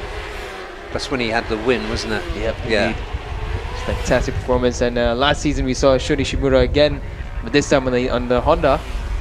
And he finished on the podium as well, so I was hoping we would see Sho Nishimura this weekend, but unfortunately we don't have him as a wild card. Yeah, amazingly, I'm just looking at Rocco and Laughlin's BMW top speeds. They're well down. Anyway, into the 149s, or the 149.752 goes championship leader Hafiz Shirin Abdullah for JDT Racing Team. He was the quickest. Then it was Kota Arakawa, Shota Ite, Nakarin, and then Zakwan, Azroy, Andy, Kito. And back on the page, Kito 8th quickest, so improvements to come for the SDG Hark Pro rider. Number 2 in the championship, 150.986. But I have to say, rider and team of the session would be Kino Speed, Uma Racing, Yamaha Maju Motor, given them their full well-deserved title. Shota Ite, third quickest. And then Kazuki Watanabe, looking good in that session, 151 for him. Adinanta Putra for Astra Honda, 151.4. Then it was Rocco Sessler for 44 Asia Racing Team. Swift Grow, also BMW, Lachlan Epis, 12th quickest. Then it was Ollie Simpson on the Motogo Yamaha Food Sport Racing R1, 153.2. Then it was Shogo Kawasaki on the second Aprilia, 154.2. Joe Francis for Victor Racing, 154.7 was the best time in that session for the Brit. As I understand it, the currently Australian-based British rider, and Fahmi Abdul Wahab for 44's Forged Asia, Rocco Sessler's teammate, 202.5 for the Malaysian. So lots of talking points there. I'm glad we've got another 2 sessions coming up, Daniel, for them. We're going to take a short break, and when we come back, for the first time today, it's going to be, if I can only just get the race schedule up, we're going to be with the Underbone 150s for their first practice session, 25-minute session for the Underbone 150s, coming up in about 6 minutes from now. We'll see you then, and in the meantime you can look at some slow motion action from that ASB 1000 session. Stay with us.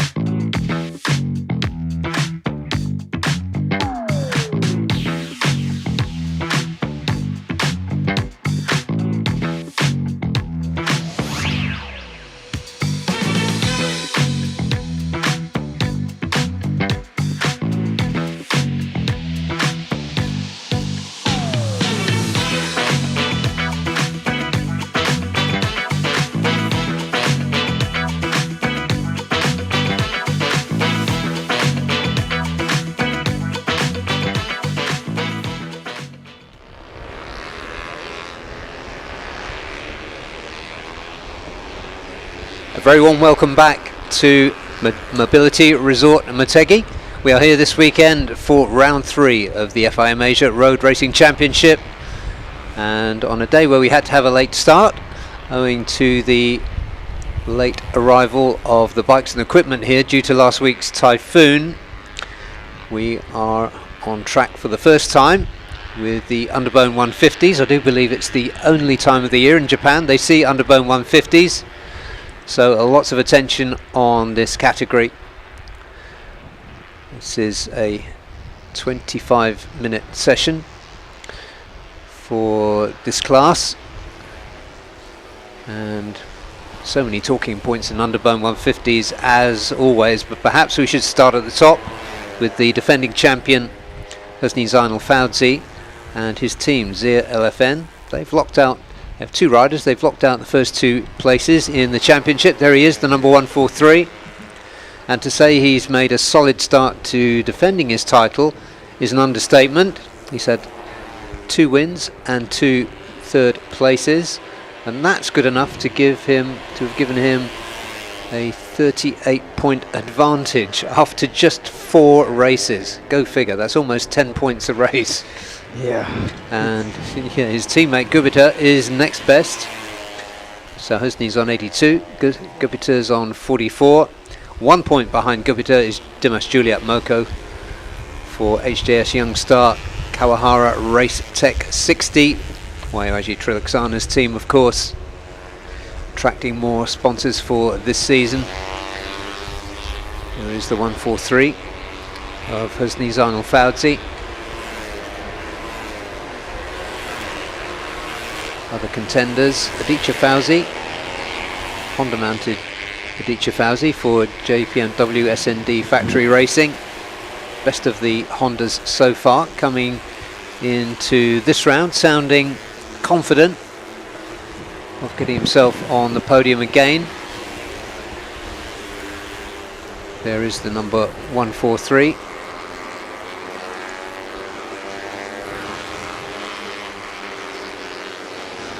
Race 1, win. Race 2, win for Husni last season. And I just get the feeling, partly from Aditya's interview for the official website, Daniel, that the other riders are really starting to try and figure out hard how Husni is managing, what are his tactics that get him to the front. Because we see these big groups at the front, but how does one rider manage to get to the front when it matters on such a consistent basis as Husni Zainal Fauzi? Yeah, it's I mean, from the outside it looks like pure genius and a machine that runs well. Like it's hard to be this dominant in the Underbone 150 class. And some people might say, okay, maybe last season was the one-off for Husni, but he's done it again. But it was a one-off in 12 races. Exactly, yeah. It's unbelievable. Husni has just been, well, yeah, it's been a masterclass for him in 2025, and the way he's done it in 2026, you think, okay, maybe it's going to be a bit harder for him to defend, but as you mentioned, it's nearly 10 points a race that he has an advantage now. Yeah, and there is the rider in second, his teammate for Zia LFN, Gupita Krishna.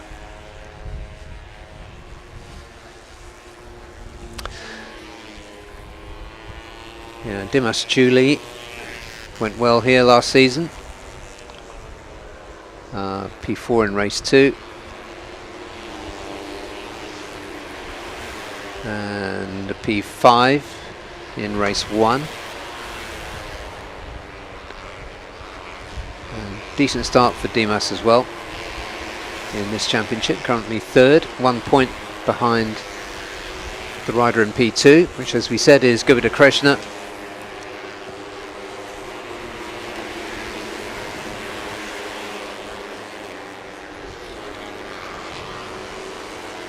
Lap times we'll be looking for, actually. I'll have to check back, but last season we were looking at 2-minute 1s and the lower 2-minute 2s, so No, we are off by quite a bit.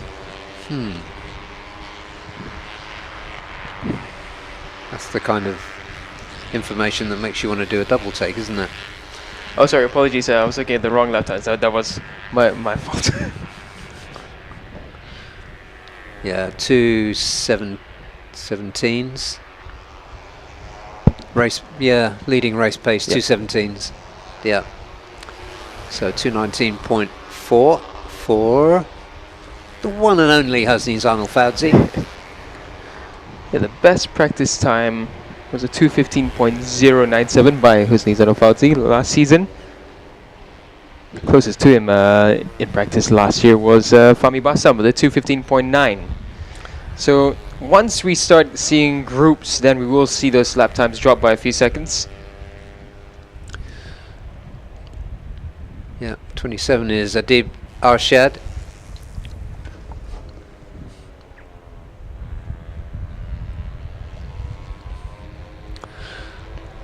Yeah, Adib has found some steady improvements in the under 150 class. In his first season, it was a big learning curve. He's a quality rider in Underbones National Championship, but he is still young. So when he came into this under 150 class, it is always going to be quite the challenge. Yeah, I like this rider as well, 117, Fadli Regani.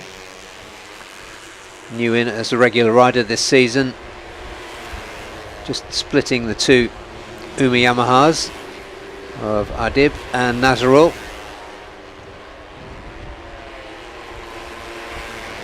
I'm going to try not to talk about Nazarul's long run of bad luck since winning the 2023 championship, but I just did, but I think I got away with it.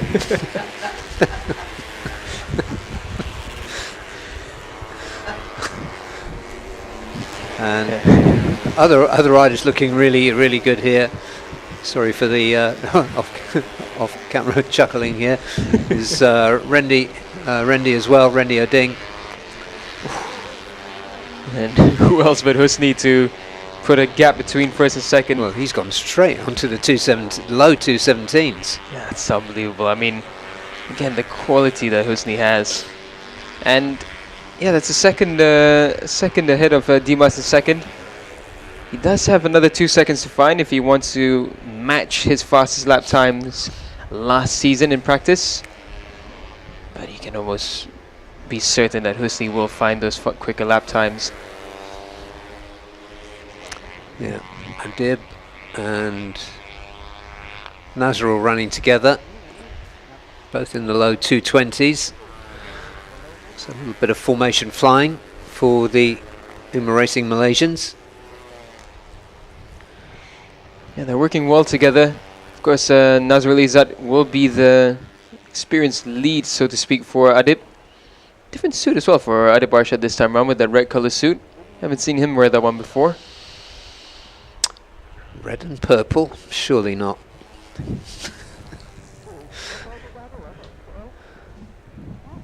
Yeah, there we go. Now, at least now it's a bit easier to differentiate the pair of them, riding on the same bikes besides their number at the front. Yeah, red front of the helmet for Adib, yellow front of the helmet for Nazarul.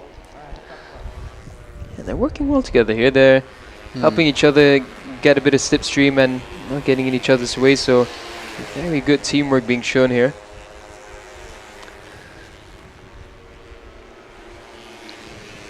So Dimas improving this time around.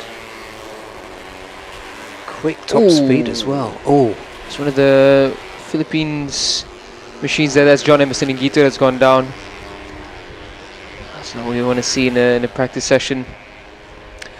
yeah, Adib just moving up there to 5th, 219.9. So working their way down. Aditya on a quick lap.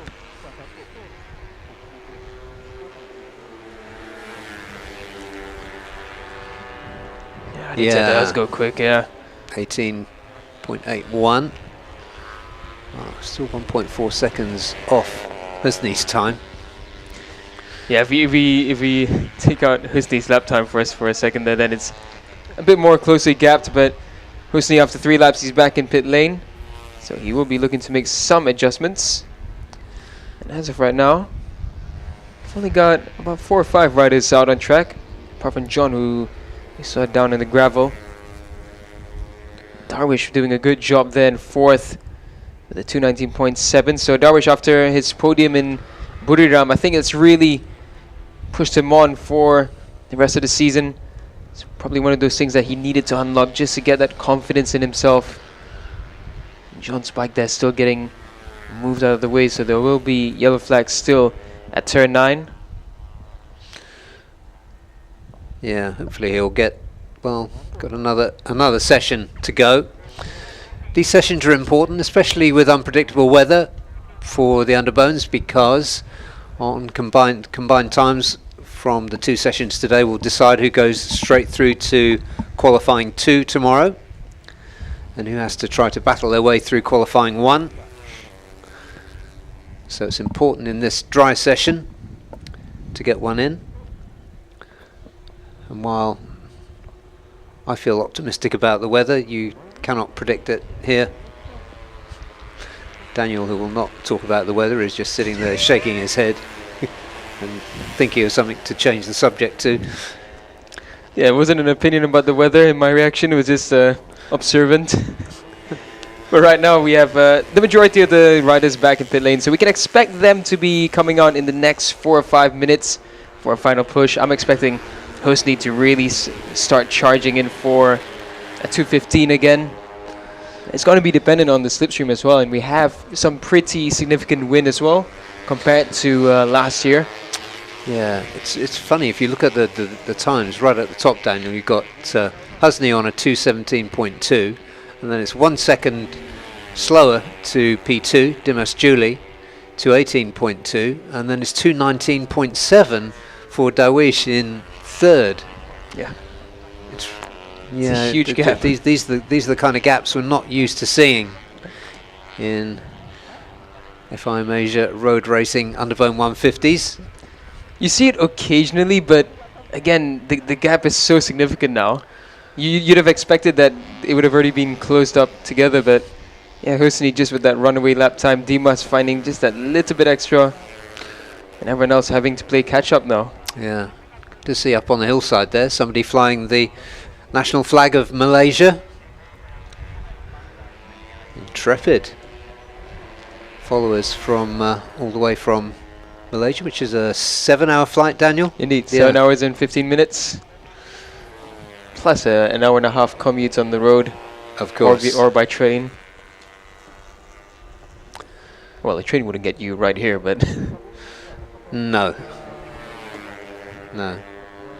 But whether you go by road or by train, the countryside is spectacular. Indeed. The scenic routes around Japan are just absolutely beautiful. And you can see there clearly now how strong the winds are around Motegi.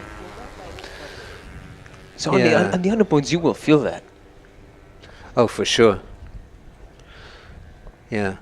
Even the little flags just close to where we are now are virtually blowing straight out, horizontal. So yeah, on these small bikes, you're really going to feel it. Yeah, the gusts are about close to 20 kilometers per hour. The wind is consistently blowing west at about 10 kilometers per hour. So again, you will really feel that on the 150 machinery going, especially downhill at turn 12. Yeah.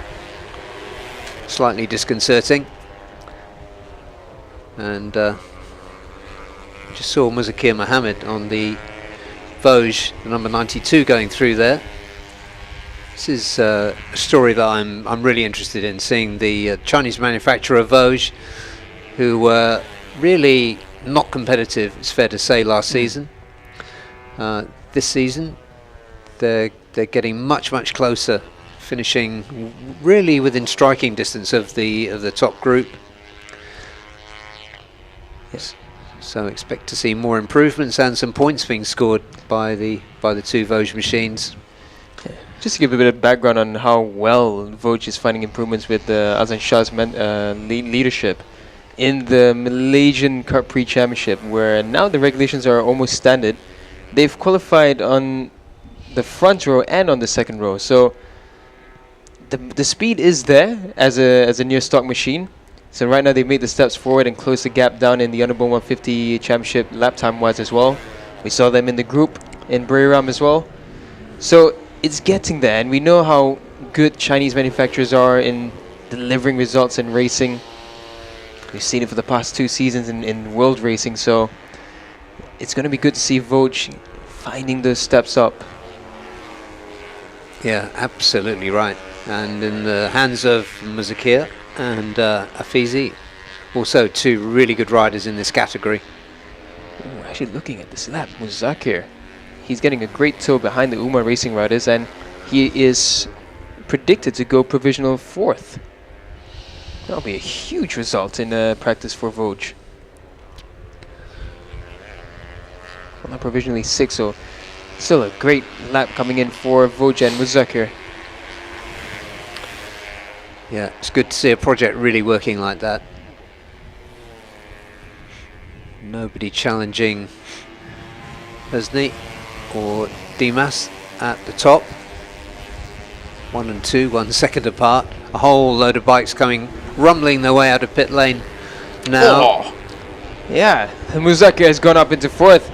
Nazir Alizat up into 3rd, so Voj finding their way up into the top 4. And for the first time in Underbone 150, Indeed, yeah. So there's a screenshot there for Aslan Shah. Yeah, they'd be happy if the checker flag came out right now. So the concern for Voj at least is that everyone is coming out, literally everyone out of pit lane now onto the track. So we're going to expect some lap times to shift. And I think everyone's thinking about attack mode now. Try and do essentially a mini qualifying for the last 6 minutes. And you can see there the train starts to build up. Yeah, exactly. Because they don't know for sure they're going to get a dry track later this afternoon. So this is the time to do it. There's Wayuaji just trying to find himself some room on track as they go into the first tunnel. And the typical Underbone 150 show does look like it's about to begin. Large groups of riders around the Mobility Resort Motegi. 14 turns. Yeah, we should see some decent lap times coming through as long as they don't start shoving each other around.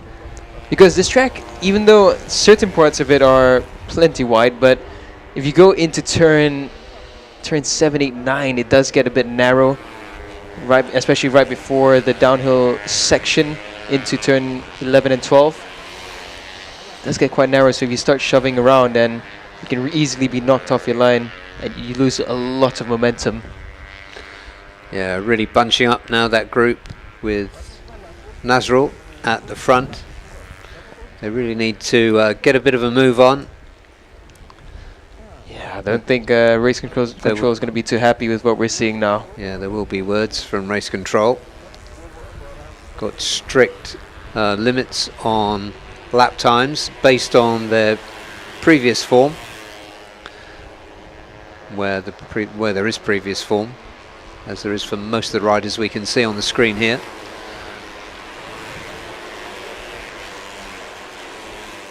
And with 4 minutes remaining, they're just about gonna have 2 laps. This group that we're watching here, a couple of riders coming back into pit lane. That, well, it's the 2 Umar racing bikes of Adip and Nazrul, and then a couple more behind them following through as well. 3 more actually. So those 3, they're at risk of only having 1 lap to show for. Yeah, I mean they're going to go straight through and look for some room on track. Gupita's one of them as well for Zir LFN. But it's frustrating to watch because they come out with 6 minutes remaining and you think, wow, it's all going to go off now, and it doesn't. And the thing is, in Motegi here, there is literally a countdown board on the gantry at the front straight. So it's not that they're not aware of the time that they have remaining. It's very clear for any rider going down the straight. So yeah, just pretty much handicapping their final run in this session. So yeah, it's not ideal. Lovely shot there of Fazrul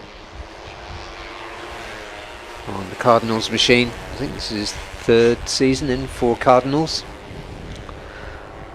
Veteran rider partnering younger riders every time. It seems to be a chemistry that works, although the results for him as the senior rider need to start improving.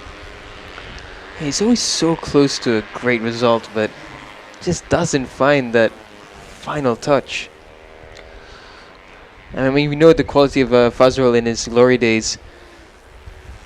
It's just not come together for him this season yet.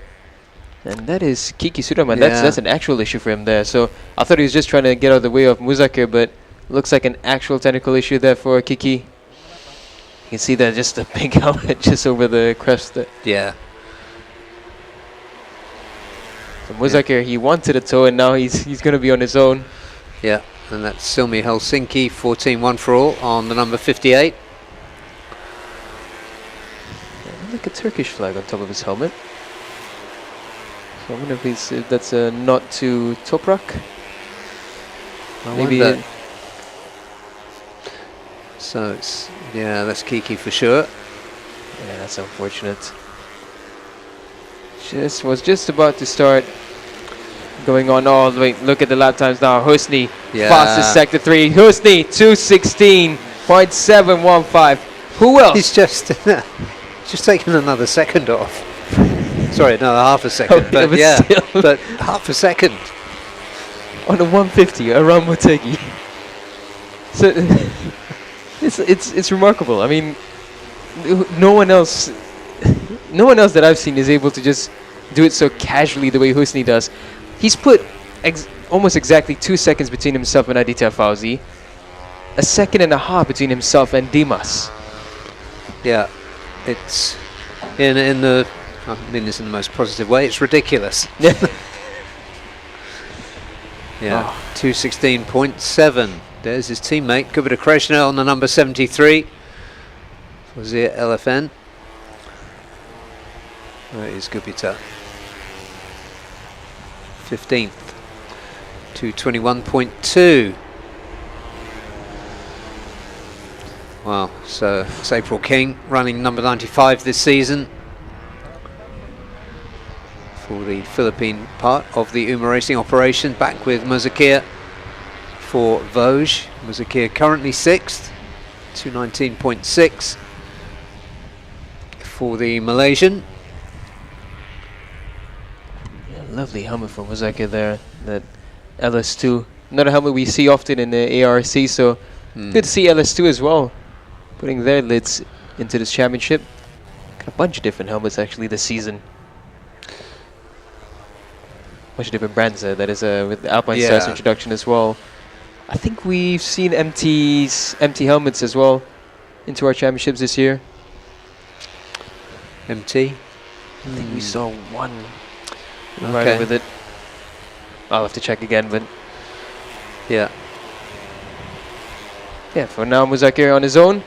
So he did a great job. So not a P4, but a P6 for Vosges. That's the highest they've ever been ever since their introduction. Yeah. Great job from Muzakir. Great job from Vosges. Yeah. And it's the first top 6 for Vosges. Yeah, absolutely brilliant. Oh, top 7 unfortunately. Oh, and Victor Wayaji. And here comes Wayaji, yeah. So that being said, if this is the fastest session, it will not only be the first top 7 for Vosges, but it will be the first Super Bowl for Vosges. Yeah, yeah, it will if be. this is the fastest session. Yeah, brilliant. Yeah, that's so good. Oh, he just got bumped down to 8th, 9th. No, 9th. Well, not surprising, I guess, as everybody does whatever they can to find that extra 100th on the last lap. But still, top 10 for Vosges and Muzakir. Excellent, excellent work. Congratulations to those guys as they continue to get that project better and better and better. 2:16.716 for Zia LFN's reigning champion and defending champion and championship leader Husni Zainal Fauzi. Dimash Juliat Moko for HTS Young Star. Kawahara Race Tech 60, second quickest 2:18.2, then 2:18.7 for Aditya Fauzi, going really well on the fastest Honda again, JPNW SND Factory Racing. Then Shirat Sauki came up late for Yamaha LFN. Wayuaji Triluxana himself for HDS Youngstar, Kawahara Race Tech 65th. Then it was Nazrul Izzat 6th, 7th Adib Arshad, two Uma Racing bikes there together, and then the exciting Fadli Regani for Yamaha LFN, the number 117, with 2:19.475.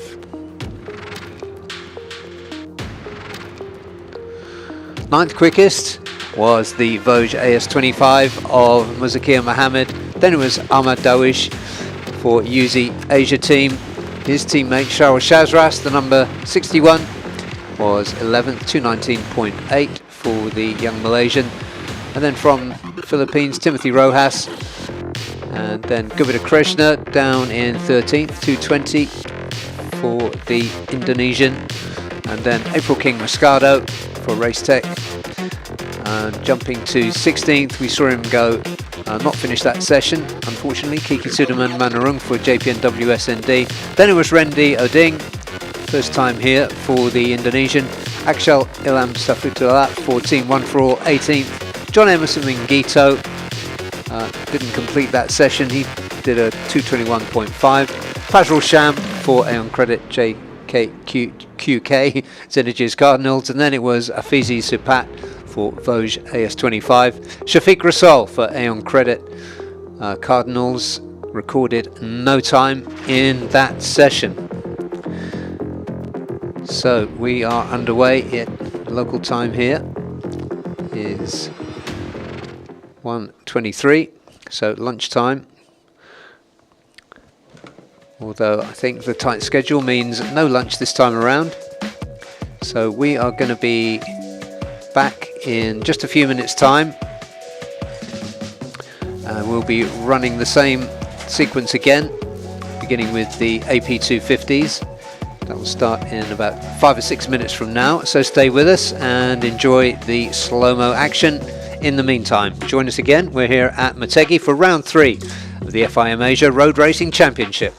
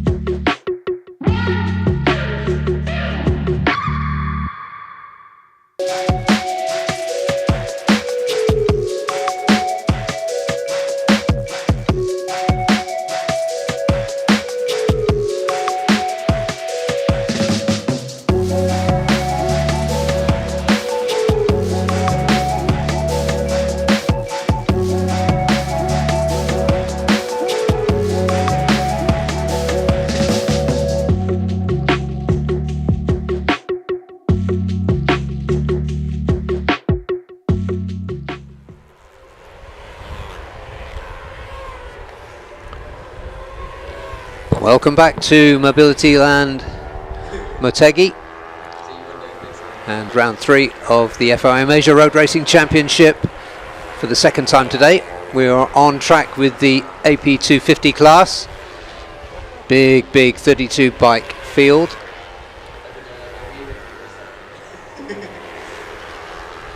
With plenty of wildcards to make things even more interesting. But this is such a competitive category. Can't wait to see what's going to happen in this session. Everything, well, we started late and the session times have been squeezed from 30 to 25 minutes in the case of the 250s and the 600s. So they are on their first 1 or 2 flying laps now, these riders. And championship wise, just while these guys get their iron for session 2, Kritapat Kankum has a lead in the championship, a substantial lead in the championship after 3 wins and 1 P5 so far.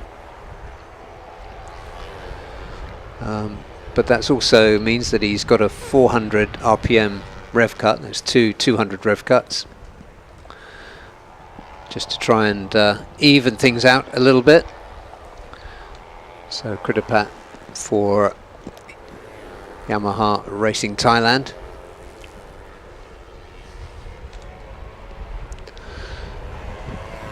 And in championship terms, it's Kritapat from Reza Danica and Panjarup Chitwaral Chat. So a couple of exciting newcomers, Kritapat and Panjarup, with the veteran Reza Danica sandwiched in between them.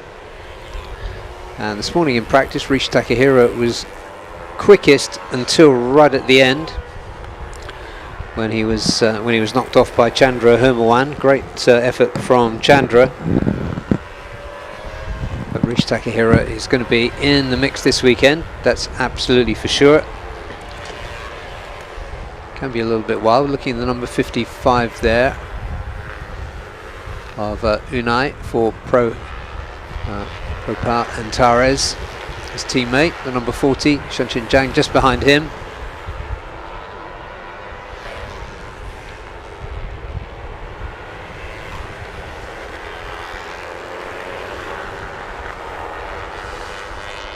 And STG mounted Aiki Oshi, who moved from, after forever with Kawasaki, moved to SDG Honda this year and struggled initially.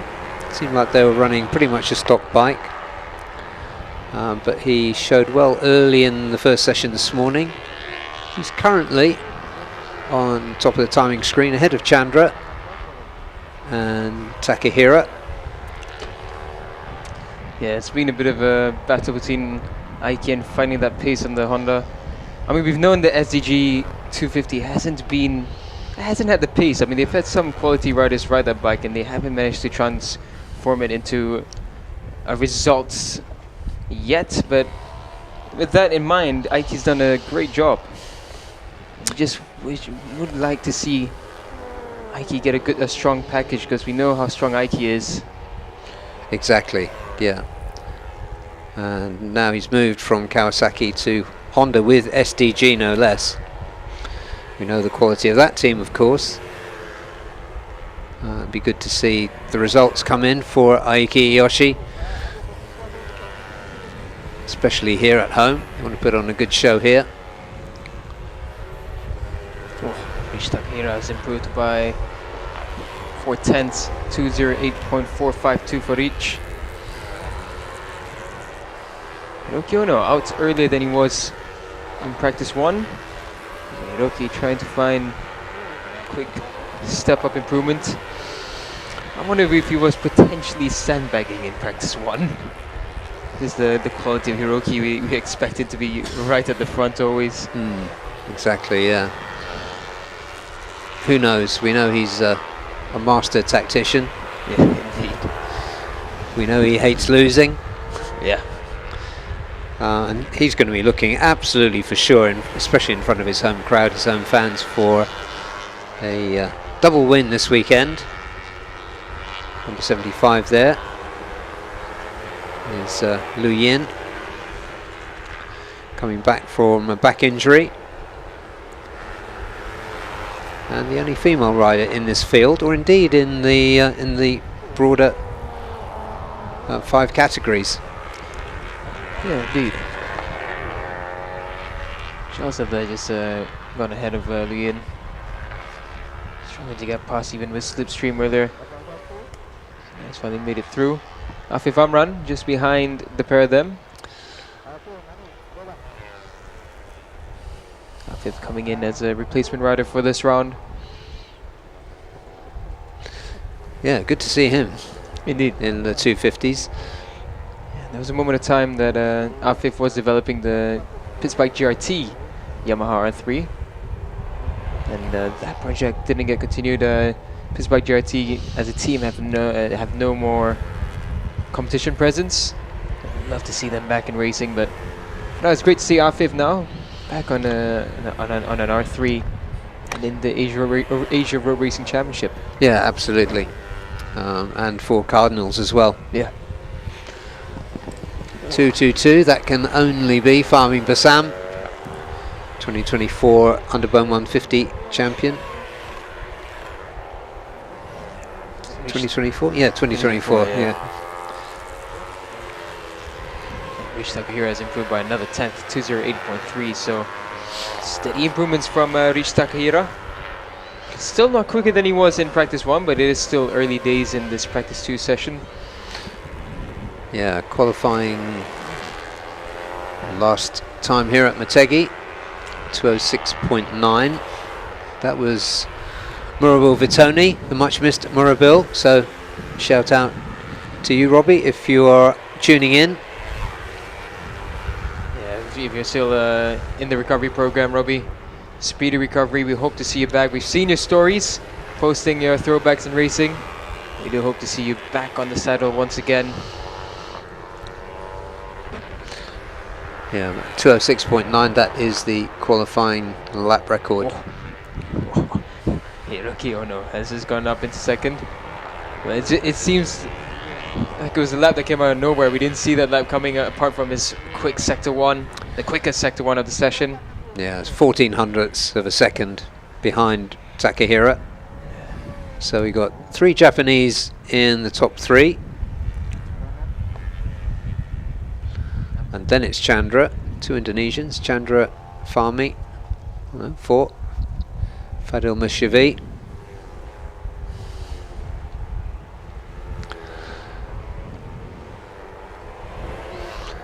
Yoko there, number 62, Ryuji Yoko, qualified 2nd last season.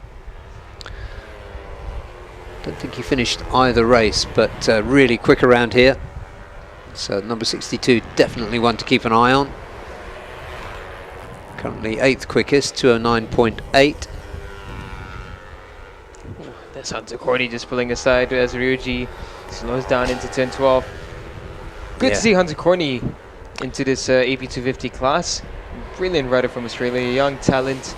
And it's his first time riding for Patrick Lee's team, the Moto2Go Yamaha outfit. So yeah, should be interesting. Patrick doing a lot for racing between Asia and Australia. Yeah. He's brought in 2 fantastic young Aussie talents in the shape of Ollie Simpson and Hunter Corney. Yeah, always got Ant West in his up his sleeve as well. Please stay with us for many more seasons, Patrick. Yeah, and he's taking Thai riders into ASBK as well. Yeah, Anupab into 600s and Kritapat into the 300 Super Sport. Yeah, so yeah, Moto2Go, go. Yeah, indeed. It's awesome to see what's happening around this part of the world in the motorsports department. Yeah, Daniel Sharmi, number 57 there on your screen. Only 1 podium. I would have fancied him for a little bit more than that this season. Yeah, it seems that towards the end of last season they found a good base setup, and perhaps this year they're just trying a few more things. Again, for Uma Racing, it was a very late entry into this class. It wasn't a planned one. I think, if I remember correctly, it was 2 weeks before round one they decided, okay, we'll do it. And yeah, that's not much time at all to prepare a bike, to get any setup done. So, with that regard, they've done a great job, but this season should have been the one where we see Daniel and Uma really fight. A couple of very quick Hondas just behind the number 98 wildcard there, Hinata Okada, Panjarit Chip World Chat, and for Honda Thailand. And behind him, Irfan Ardiansha, standing in on the Astra Honda, number 16.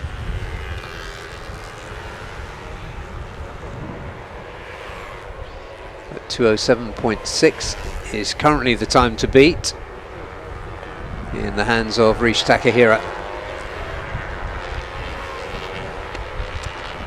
There's a slow-mo replay of Luyin.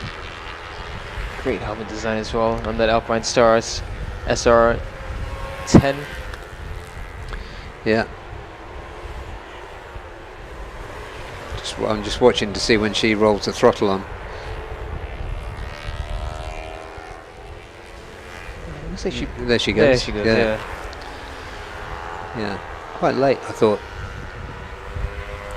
Anyway, first time here for the young Chinese rider. Oh, look at it. Reached Takahira, 207.670, so that's nearly identical to Chandra's time, but not faster. Hiroki Ono, after 4 laps, has gone back into pit lane.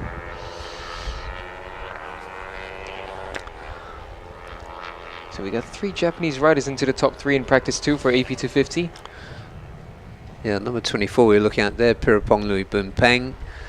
He was quick early in the first session. 12 leading 24 there, 2 Thai riders. Panjarut, number 12. Pirapong, number 24. 37 is Aiki Yoshi. Plenty of room on Pirapong's helmet for some sponsors.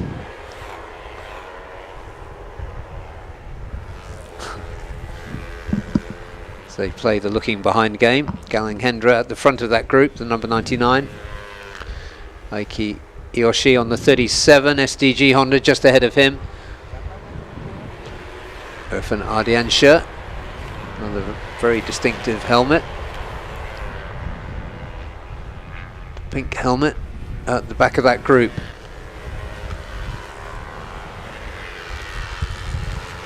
Irfan currently 9th, best time, 2:09.4.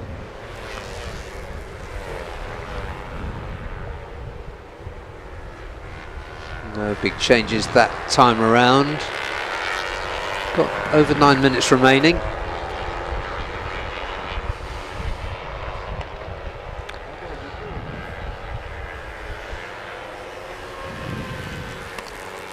As of right now, still no one really close to the time of Rich Takahira.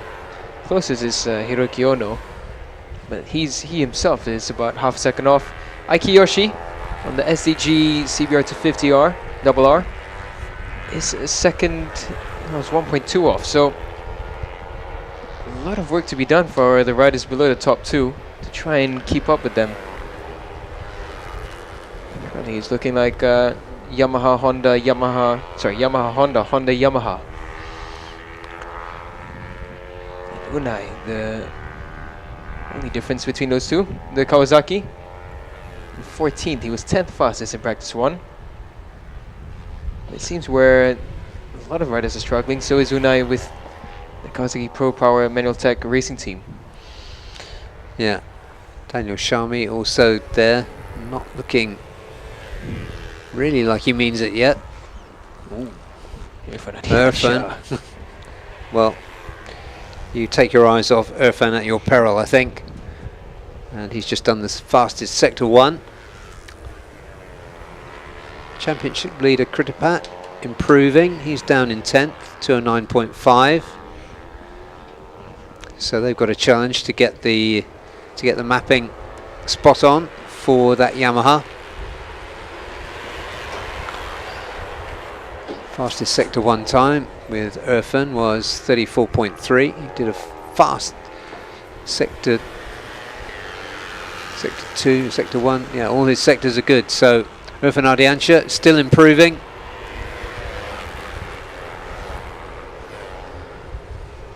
Yeah, he moves up into P2 with a 208.2. So still more than 0.5 of a second off Rish Takahira. Hiroki Ono still in P3. Pirapong Lubimpeng, Team 1 for All, has moved himself up into P4. Aiki Yoshi, P5. Chandra, quickest rider earlier. Kritapat has just moved himself up to P4. That's the first showing for the championship leader. He has moved himself up thanks to a 208.53. Now 4th quickest. Just about 1.5 tenths behind Hiroki Ono, who by his standards is having a fairly relaxed session. Big group on track now, you can see. Aiki Yoshi at the front of that group. Kawasaki there just ahead of him. Aiki looks around, he sees Panjaruk behind him. And Gao Jiang behind him, and then it's Pirapong, so a very mixed group in terms of pace. And Panjaruk on the timing, down in P12. No, further down than that. Fadil improving. Fahmi Bassam having a good lap. Panjaruk is the number 12 there. Look for him to improve. Fadil, the number 571 for Yamaha Indonesia. He's improving. Kiyoshi currently 6th. But like I said, this is a very mixed group. Gao Jiang, number 11. Pirapong, number 24. No big changes that time around. In terms of straight line speed, quickest bikes are with Irfan. He's the quickest. So that's a Honda. And Fadil's R3, Yamaha R3. And Tepi Kugawa, the wild card. They're on 190. So the regulations, as ever in this category, working to put these bikes on very even terms. Kawasaki on your screen there. Not difficult to point out which one it is, but it is the number 55 of Unai Kalatayud.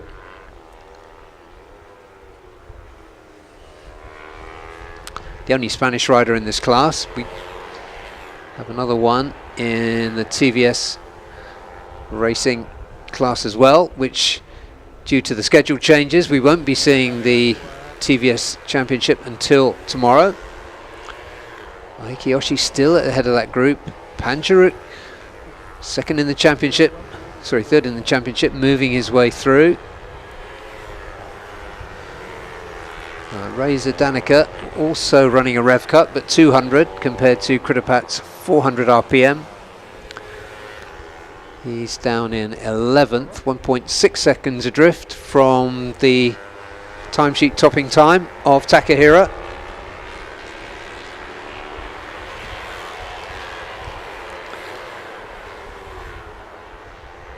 From Haikal, Tepi Kugawa, the number 97 for Sanwa Racing. He's improving. Ryuji Yoko surprisingly down in 15th.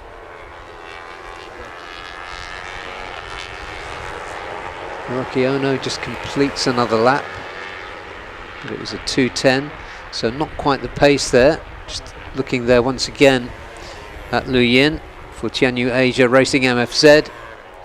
Great shot of that helmet design again, the Alpine Stars helmet for Lu Yin. Her teammate is the rider at the top of the timing screen at the moment, Rish Takahira.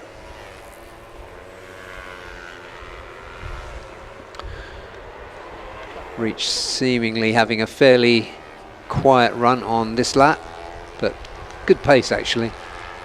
Best lap of 2:07.6, running, putting in lap times of around 2:08, so looking good for the Japanese rider. Put himself on the podium in the Blue Crew Cup last weekend, took a P2. And that is your championship leader, Kritapat Kankum for Yamaha Thailand. Putting it together in the later stages of this session. They've got one more session to come. Chandra moves himself back up to P4, pushes Kritapat down to 5. 2:08.4 for Chandra. 21 is Irfan Haikal. Oh, and in the gravel there is wildcard Raiku Hasegawa for Servo Hypersport, the Indian-based team. Just see if we pick it up there. Yeah, he gets himself. He pretty much did that on his own. Yeah, got out of control under braking. Hit the rider inside of him and off he went. No harm done, not to him anyway. Not too much harm done to the bike, I don't think. Hiroki Ono still cruising around, but still in P3. Perhaps Hiroki Ono, who apart from his 2 TVS championships, has won 6 J3 championships, so one of the best light motorcycle riders in the world.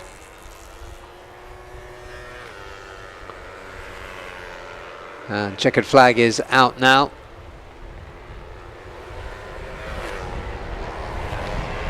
And Hiroki Ono on this last time around, this is one to watch out for. The number 76 Hiroki Ono for Honda Racing Vietnam. Just put in the quickest sector time, so going to be keeping an eye on him. He's got a little bit of traffic there. He's going right round the outside of it, and he just clips the rider he passed, who goes down. The stewards will be taking a look at that, but Hiroki Ono on the move, and it was a FIM Ran who fell victim for not quite getting out of the way of the hard charging Japanese on that last lap. But his second sector, Hiroki Ono, was the quickest so far. There he is, the number 76, just going outside of Afif, tips it over, and Afif, I think he saw him too late, so as he turned in, he just clipped the back of Ono's bike. Unfortunate for Afif. Hiroki Ono still moving on.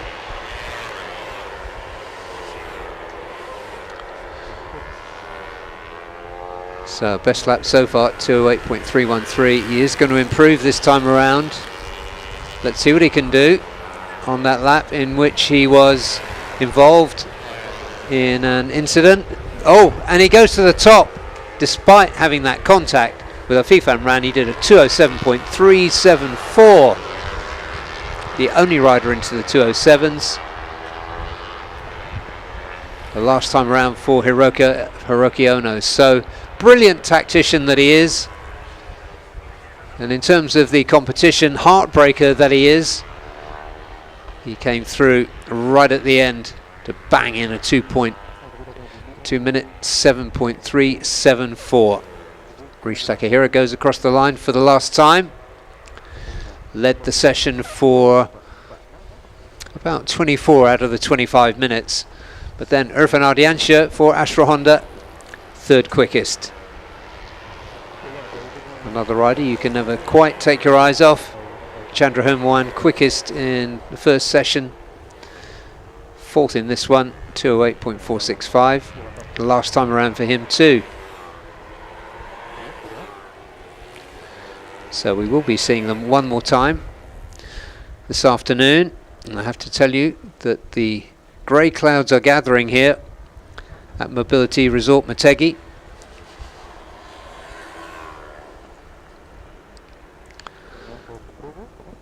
And the flags are fluttering, but we got through that session without rain. We'll probably get through the next session, which will be Supersport 600 practice 2. That should be okay too. Great shot there down towards the final turn, turn 14. The banking that goes up behind it. This really is formed like an arena. Here is Hiroki Ono on the Honda, going around the outside of Afif. They're just a level. Ono has the advantage. Afif turns in and just clips the rear of that Honda, and down he goes.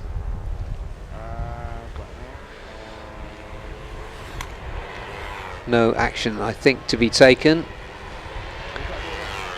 There's a whole list of riders to report to race control, but Hiroki Ono is not one of them. So there we are. Oh, okay, so I think we just got an adjustment to the timing there, but I'll read them as they are. So Rish Takahira could have been cancelled that last lap for Hiroki Ono, 2:07.670 for the young Japanese rider for Tianyu Asia Racing MFZ. Irfan Ardiansha, second quickest now on the adjusted times, 2:08.2 for him. Hiroki Ono, Honda Racing Vietnam, 2:08.313. Chandra Hermawan for Yamaha Racing Indonesia, fourth quickest. And then it was Kritapat, Pirapong, Aikiyoshi, Tepi, Kugawa, and then Fahmi Basan for Yamaha LFN HB 969, ninth quickest. Fadil Mishavi, Yamaha Racing Indonesia, was 10th. 11th, Galang Hendra on the Yamaha BAF Yamalud Akai Jaya. And then Ryuji Yoko, it's a bit of a slow session for him. Reza Danica down in 13th, 2:09.3 for the Indonesian. Irfan Haikal for Motul Honda Asia, 2:09.6. Gary Salim on the MS Glow for men Honda was 15th. Then it was Idil Fitri Mahadi for Victor Racing. Gao Jiang for Team One for All, the number 11. And then Daniel Sharmi was 18th. 19th, Unai Kalatayud was 19th. 20th, Rintaro Takamoto for Akino Speed Uma Racing. And then Panjaru Chitwar Chat, number 3 in the championship, down in 21st. 23rd, Afifan Ran, who we saw involved in that incident with Hiroki Ono, 23rd. 24th, Hunter Corney for Moto Go Yamaha. Hinata Okada for AN Credit JQK Zynerges Cardinals was 25th. 26th, Nguyen Tri for UZ Asia. Jazil Jarami, the number 38 for Team ACR, 27th. 28th, Raiku Hasegawa. Shenchen Zhang for Pro Power Antares was 29th. 30th, Carlton Jacob for SDG. Setu Rajiv was 31st. Lu Yin did a best time of 2:14. She was 32nd, completing the field. We have got an interview coming up, I do believe, with Daniel, who is in pit lane. So stay with us. And when we come back on track, it will be for the second time today with the Supersport 600s. Quick weather update, grey clouds, stiff breezes, and fingers crossed. We'll be back with you with the Supersports in about 7 minutes from now.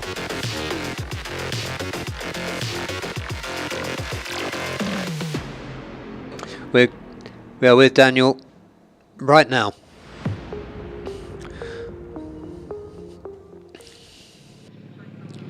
So for Friday today, there is no action for the TVS Racing International Championship on track, but we still have the riders here, and by my side we have Jean Cantor Turner as well as Pedrinho Matos. So we're going to begin with Jean. So Gene, as everyone can see in your social media, you've ridden many bikes, including some prototype machines. So can you tell us how different is it to adapt to the TBS bike compared to the other bikes you've ridden? Like I always ride four-cylinder bikes, but this bike has only one piston, so it's quite different technique to ride. But I'm getting used to it, so yeah, let's see. So Motegi, so you have a lot of experience in Suzuka. You're doing the championship there as well. So Motegi is a very different style of track. So can you tell us what's going to be the most key for you to find this weekend? Yeah, everyone says like braking point is most important thing in this track. So yeah, I should find good braking point and good feeling with bike. So yeah. Thank you so much, Gene. And now for Junior. So it was a strong start for you in round 1 in Sepang, but again you had to learn the track as well. Coming to Motegi, coming to Buriram, also same story, but you finally got the podium. So did you finally find the rhythm with the bike for the race? Yeah, in Buriram was a good improvement to find the pace for me in this bike. And yeah, race by race, I try to find the pace with this bike. And yeah, this race I try to find more comfortable. And yeah. So coming to Motegi, first time for you as well. Was it like Sepang? Are you preparing on the PlayStation or a different type of preparation? Yeah, the same preparation, I think. A lot of laps in the PlayStation, and I watch a lot of races in the TV and to understand the track. Thank you so much, Pedro. Good luck for tomorrow. Thank you so much, Gene, as well. Good luck for tomorrow. Back to you, Barry.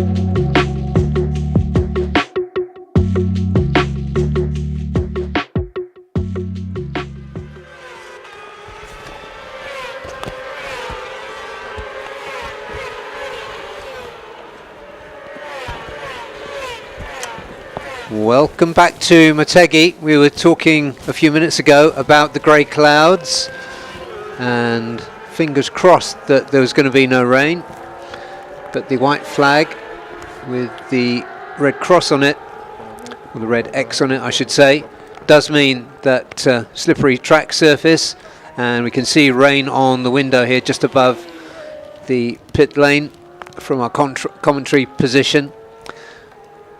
So a little bit of a drizzly start to free practice 2 for the Supersport 600s, and we'll have to wait and see. The riders have gone out, they've done a sighting lap. As you can see on your screen there, they're all looking pretty cautious. That's Apiwat Wongtananon, who is a welcome sight to see him back on the Nitro Ryota Racing Yamaha R6. And riders still on track, but it's one of those situations where, is it going to get wetter? Should they stay on slicks? Is it a complete waste of time? And it arguably could be. Gary Salim there is number 20 on the MS Glow for Men Silver Bullet Honda, as we've named it, or as Daniel named it this morning. Yeah, nothing really going on here. You can imagine looking at that shot of the riders coming down between turn 11 and 212 and turn 12, just how challenging that is going to be on a wet track. That's the tunnel that leads them into the final few turns, 12, 13 and 14. And there is the flag. We call it the rain flag, but it could mean any kind of slippery surface. And predictably perhaps, everybody trundling back into pit lane, which is at the exit there to turn 13.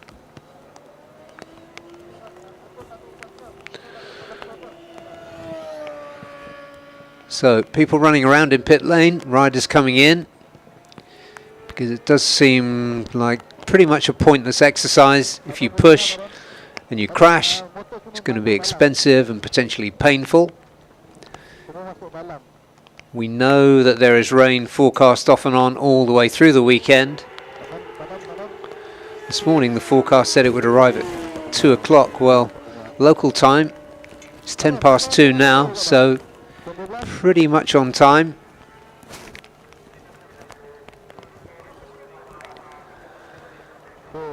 So there is a hush right now over Motegi.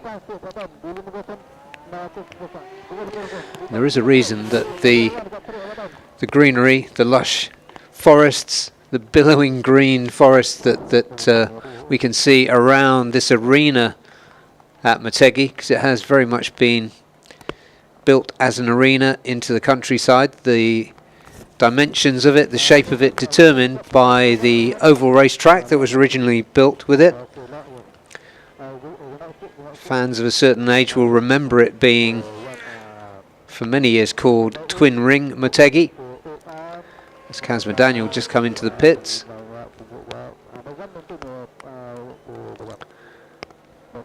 And as you can see, the bikes coming down the hill there, they're coming down fairly gingerly.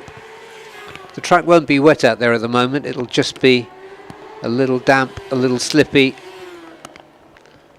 Let's see whether these riders come in. Well, they haven't appeared on the... Oh no, one of them has. So there is a rider out there at the moment. That was Carolyn Powie. A rainmaster indeed. I just question whether it's a good idea to be doing it right now. Much as though we'd like something to talk about. In terms of the championship, that as we watch the foot down there from Khalid and Powie, just testing the surface, putting a nervous foot out, and you can see on the camera there that the rain is falling heavier now, so we can expect this session to grind to a halt. 25-minute session, 8 minutes down. Khalid and Powie this season running the 98. Having previously, for many seasons, run the number 89. So, a reversal of the numbers, and hoping to reverse a less than sparkling 2025 into a better 2026. It's not quite working out that way so far. Khalid and Powie has had a DNF and just a few top 10 places, so nothing to talk about. But we know how quick he is and how dominant he can be when he's on form. Just taking a close look at the tyres there, he is running around there on slicks. Hence the caution that you can see in his body language, barely moving on the bike. He will surely make a pit stop after this one. Yeah, the rain really falling quite heavily now on that back straight. He tips it into turn 12, puts a cautionary right foot down, visor up, and he will be coming into the pit entry, which is at turn 13. Yeah, you can see the rain on camera. We can hear it indeed on the windows of the commentary box as well. It's coming in so slowly, Kip, that he hardly needs to switch on the pit lane limiter.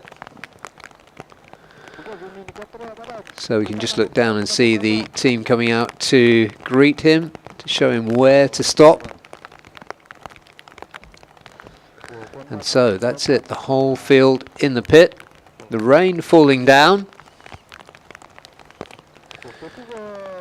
So nothing much to learn yet from this session. In the first session, Daniel Kazmayedin came straight out and put in a very quick early lap of 154.084, and that would remain the quickest time of the session.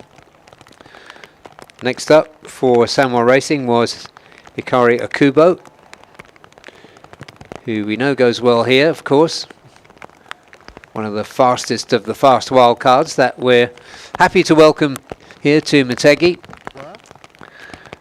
We being everybody except the regular riders in the championship who don't want the big points to be taken away from them. But we can see, just on the pit straight here on the run down to turn 1, we can see water gathering. I think we've got Daniel down in pit lane. So let's go to Daniel in pit lane. So Wahyu, we saw in the practice 1, it seemed like there was a bit of struggle with the setup. I was expecting you straight away to be around the top 3 because of your All Japan experience right now. So can you tell us what was the struggle? Yeah, first of all, we are trying to use the last year setup, and we trying to find the which we can improve. And yeah, in the beginning there is some trouble from the front brake. It was loose again, and yeah, we fixed that. Then we trying to on the last minute we try to found the data that we can improve. So in practice too we try the new setup, but yeah, we see rain. So now we try to change the tire. So what's the plan for the wet session? Are you going to try to put more mileage in, or do you want to just get a normal base setup?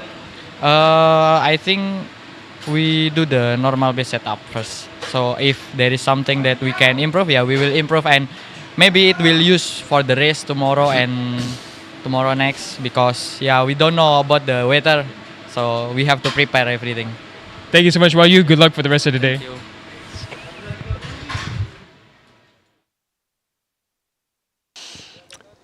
So good insights there from Wahyu Nugroho, who is racing this season, as Daniel just reminded us, in the All Japan Championship.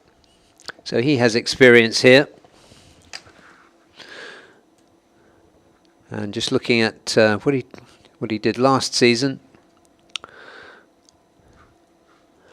Let's just check. Wayne Agroho, who is this season in P5. Best result of a 4th in the opening race at Sepang.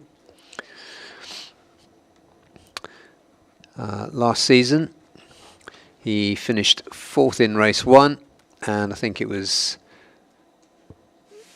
2nd in race 2. So he has form here, the young Indonesian. Anupab, who's sitting 4th in the championship, had a race win and a P4 last season. And just looking at the standings and the pace that Kazma showed this morning, which really was dominant. Tanat Longpliao, he was 10th quickest this morning and didn't go well here at Motegi. Come back to that story shortly, but we're going to go back down to Daniel for more insights.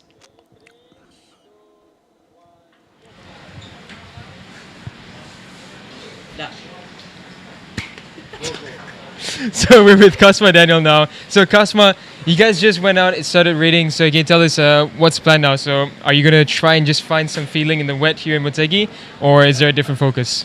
Yeah, for me, we will try in a wet setup because in this weekend we see on the forecast it's going to wet race, possibly wet race. But so we need to try something on the bike in wet condition because even last year we never try in wet condition. So this is our first time to try wet condition in Motegi. Even in my life also, my first time. So I need to try something and try to fine tune on the bike. You were strong in practice 1, so can you tell us how did that happen? Like, did you just get a good setup straight away, or is the feeling just correct? Well, it's good combination actually from the bike setup and my feeling also going very good. Also, suddenly when the lap time 54.0, I also quite surprised because I not feeling like 100% feeling like too nervous on the bike. I try to more smooth, more relaxed, but suddenly the lap time come out like boom. So I think I know where we can make more for the qualifying tomorrow. So we will see for tomorrow qualifying. If dry condition, I will give my best and 100%. So even in wet, maybe something difficult, but we will try also. We will try. Thank you so much, Kasma. Good luck for the rest of the day. Thank you, bro. And now we're going to pan over to Kasma's teammate, Kyle. So, Kyle, it was a bit of a struggle at the start of practice 1, but then towards the end we started seeing the rhythm slowly come together. Can you tell us what was going on? In the first practice, I tried to follow Helmi, but I see him also struggle, so I try to do alone. So I try to get my rhythm here, and after practice 1, we see that we can change some setting for more good feeling. But suddenly now it's raining, so I hope raining helps me, no? Because I also love raining. Yeah. So is your plan similar to Kasma for this session now? Is it just to find that wet setup, or are you gonna just rest for the wet session? For sure, we will find a good setup for the rain, because maybe on Sunday or tomorrow also raining. So we didn't know. So we need to set up this with the rain condition. Thanks so much, Kyle. We can see everyone else heading out now. So good luck for the session. Thank you.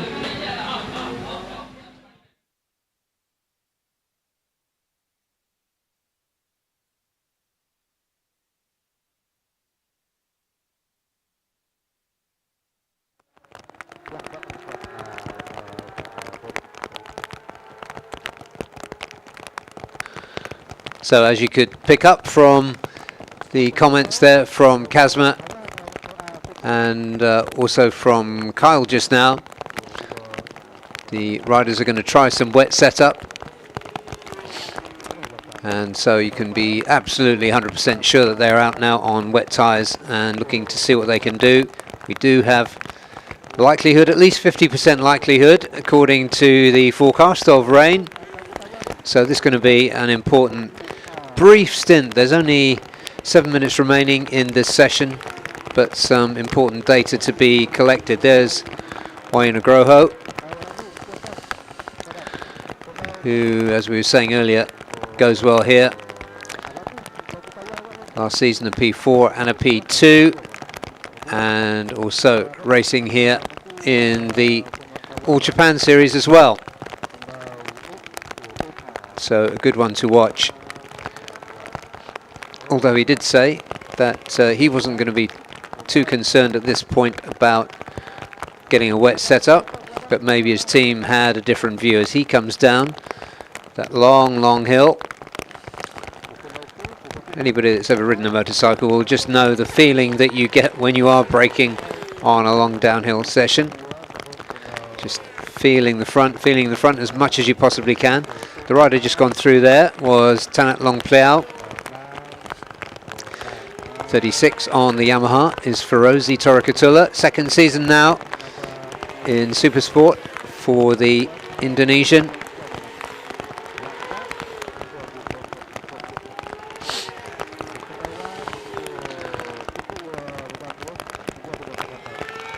Great shots here, but it really is proper steady rain here. Helmi Asman, number 32. Despite his youth, one of the old hands in this category.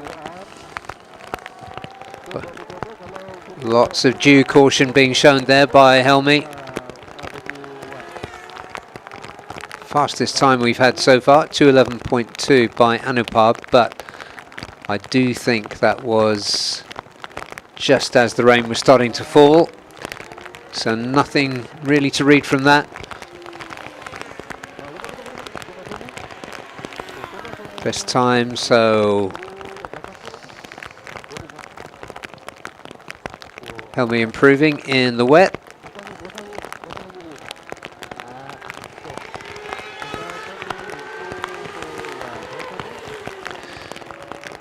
So looking here at Anupab in the driving rain, so really good idea of the conditions there as we slow the camera down. And this is how a master. You can see also that he's got the rain knee sliders, like the double thickness knee slider, to give him more of a feel on the track, because you don't want to go down too far. So that knee slider just skims the tarmac, throws up the water. Nicely done. So Helmi in front of Khalid Mpawi here. Huge amounts of spray being thrown up there. Great shot there of the conditions as Helmi and Kip come downhill into turn 12. Quite cautiously, although Kip looking up the inside there. Maybe he's getting the feel of these conditions a little quicker than his Idemitsu Honda Racing Malaysia teammate. You can see some of the water on the cameras there. But the two Honda riders there from Idemitsu Honda Racing Malaysia getting some good time in.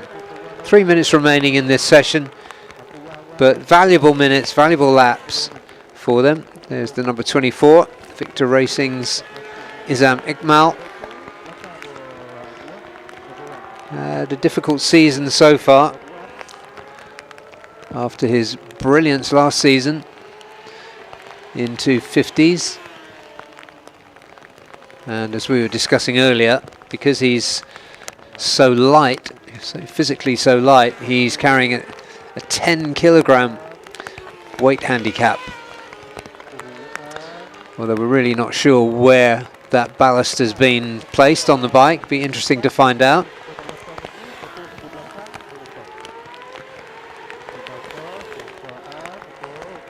So I think in these wet conditions, the best time has been put in by Wayu so far. There's Ferozi. 2:20, his best time. Tanat Longpliao in 2:15.23 for the Honda Thailand racing team. Last season he didn't go well around here, Tanat, and with Kazma's early speed that looked like a golden opportunity for Kazma to stretch his currently slender 3-point lead. If Tanat didn't speed up, he was only 10th quickest in the first session. Back with Ferozi.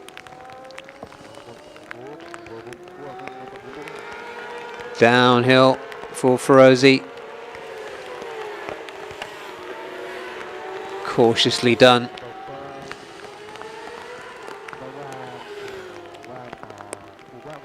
Carlin and Powie going well on this lap.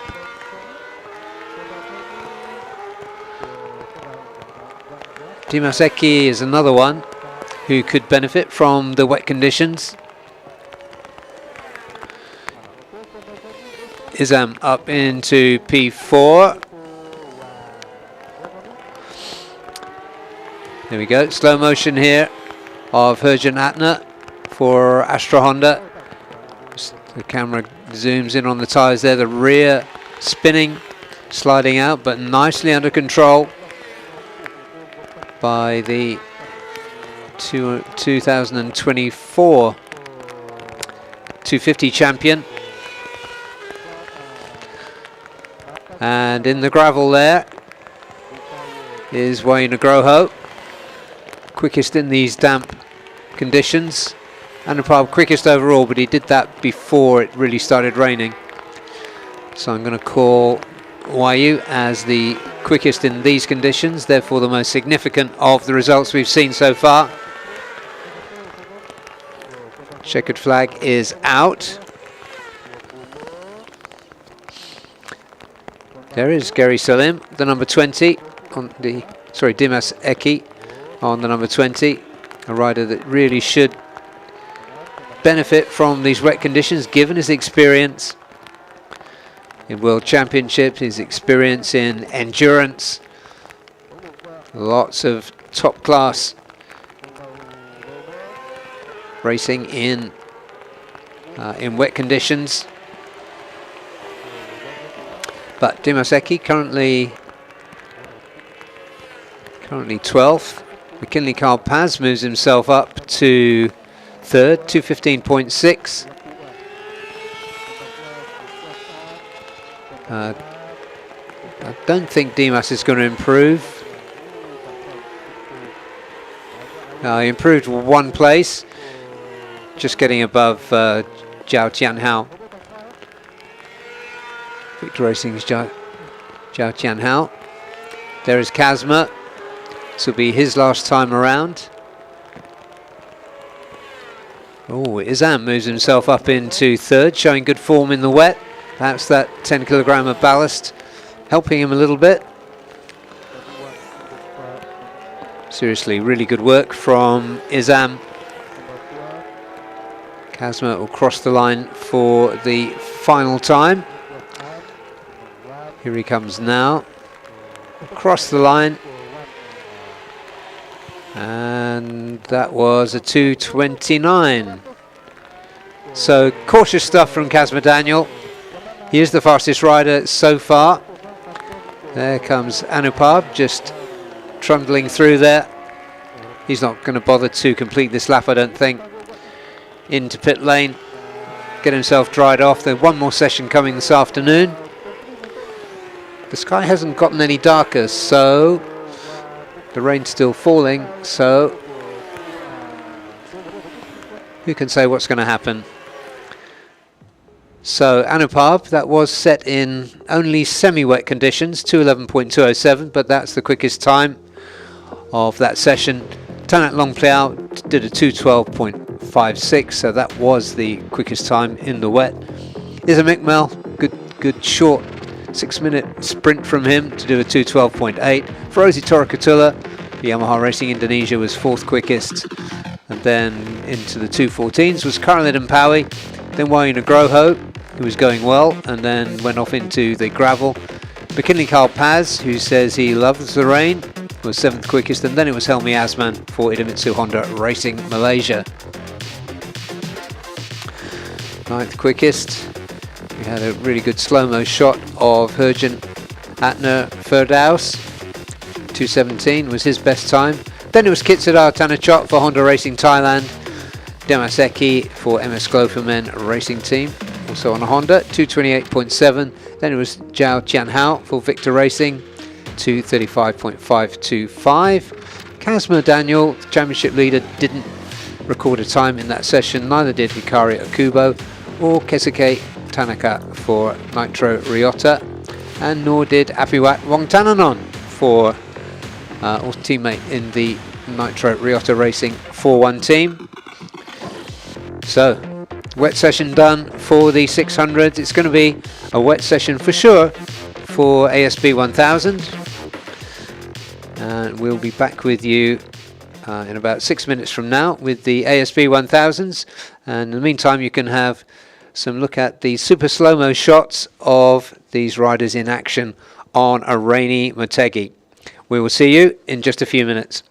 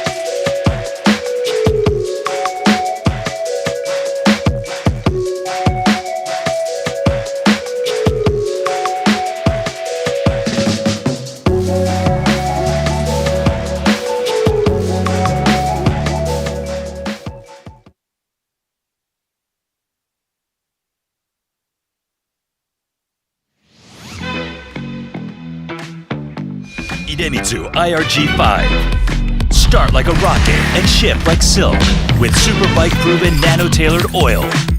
Ultra protective Quintec guard technology distills the wisdom of oil experts. 5 protective benefits in harmony unleash the peak performance of your engine. Nano Silky Tech ensures extra smooth upshifting at high RPM. Rocket starts, silky shifts. Idemitsu IRG5. Idemitsu IRG5. Start like a rocket and ship like silk with Superbike proven nano-tailored oil. Ultra protective Quintec guard technology distills the wisdom of oil experts. 5 protective benefits in harmony unleash the peak performance of your engine. Nano Silky Tech ensures extra smooth upshifting at high RPM. Rocket starts, silky shifts. Idemitsu IRG5. Idemitsu IRG5. Start like a rocket and ship like silk with Superbike proven nano-tailored oil. Ultra protective Quintec guard technology distills the wisdom of oil experts. 5 protective benefits in harmony unleash the peak performance of your engine. Nano Silky Tech ensures extra smooth upshifting at high RPM. Rocket starts, silky shifts. Idemitsu IRG5.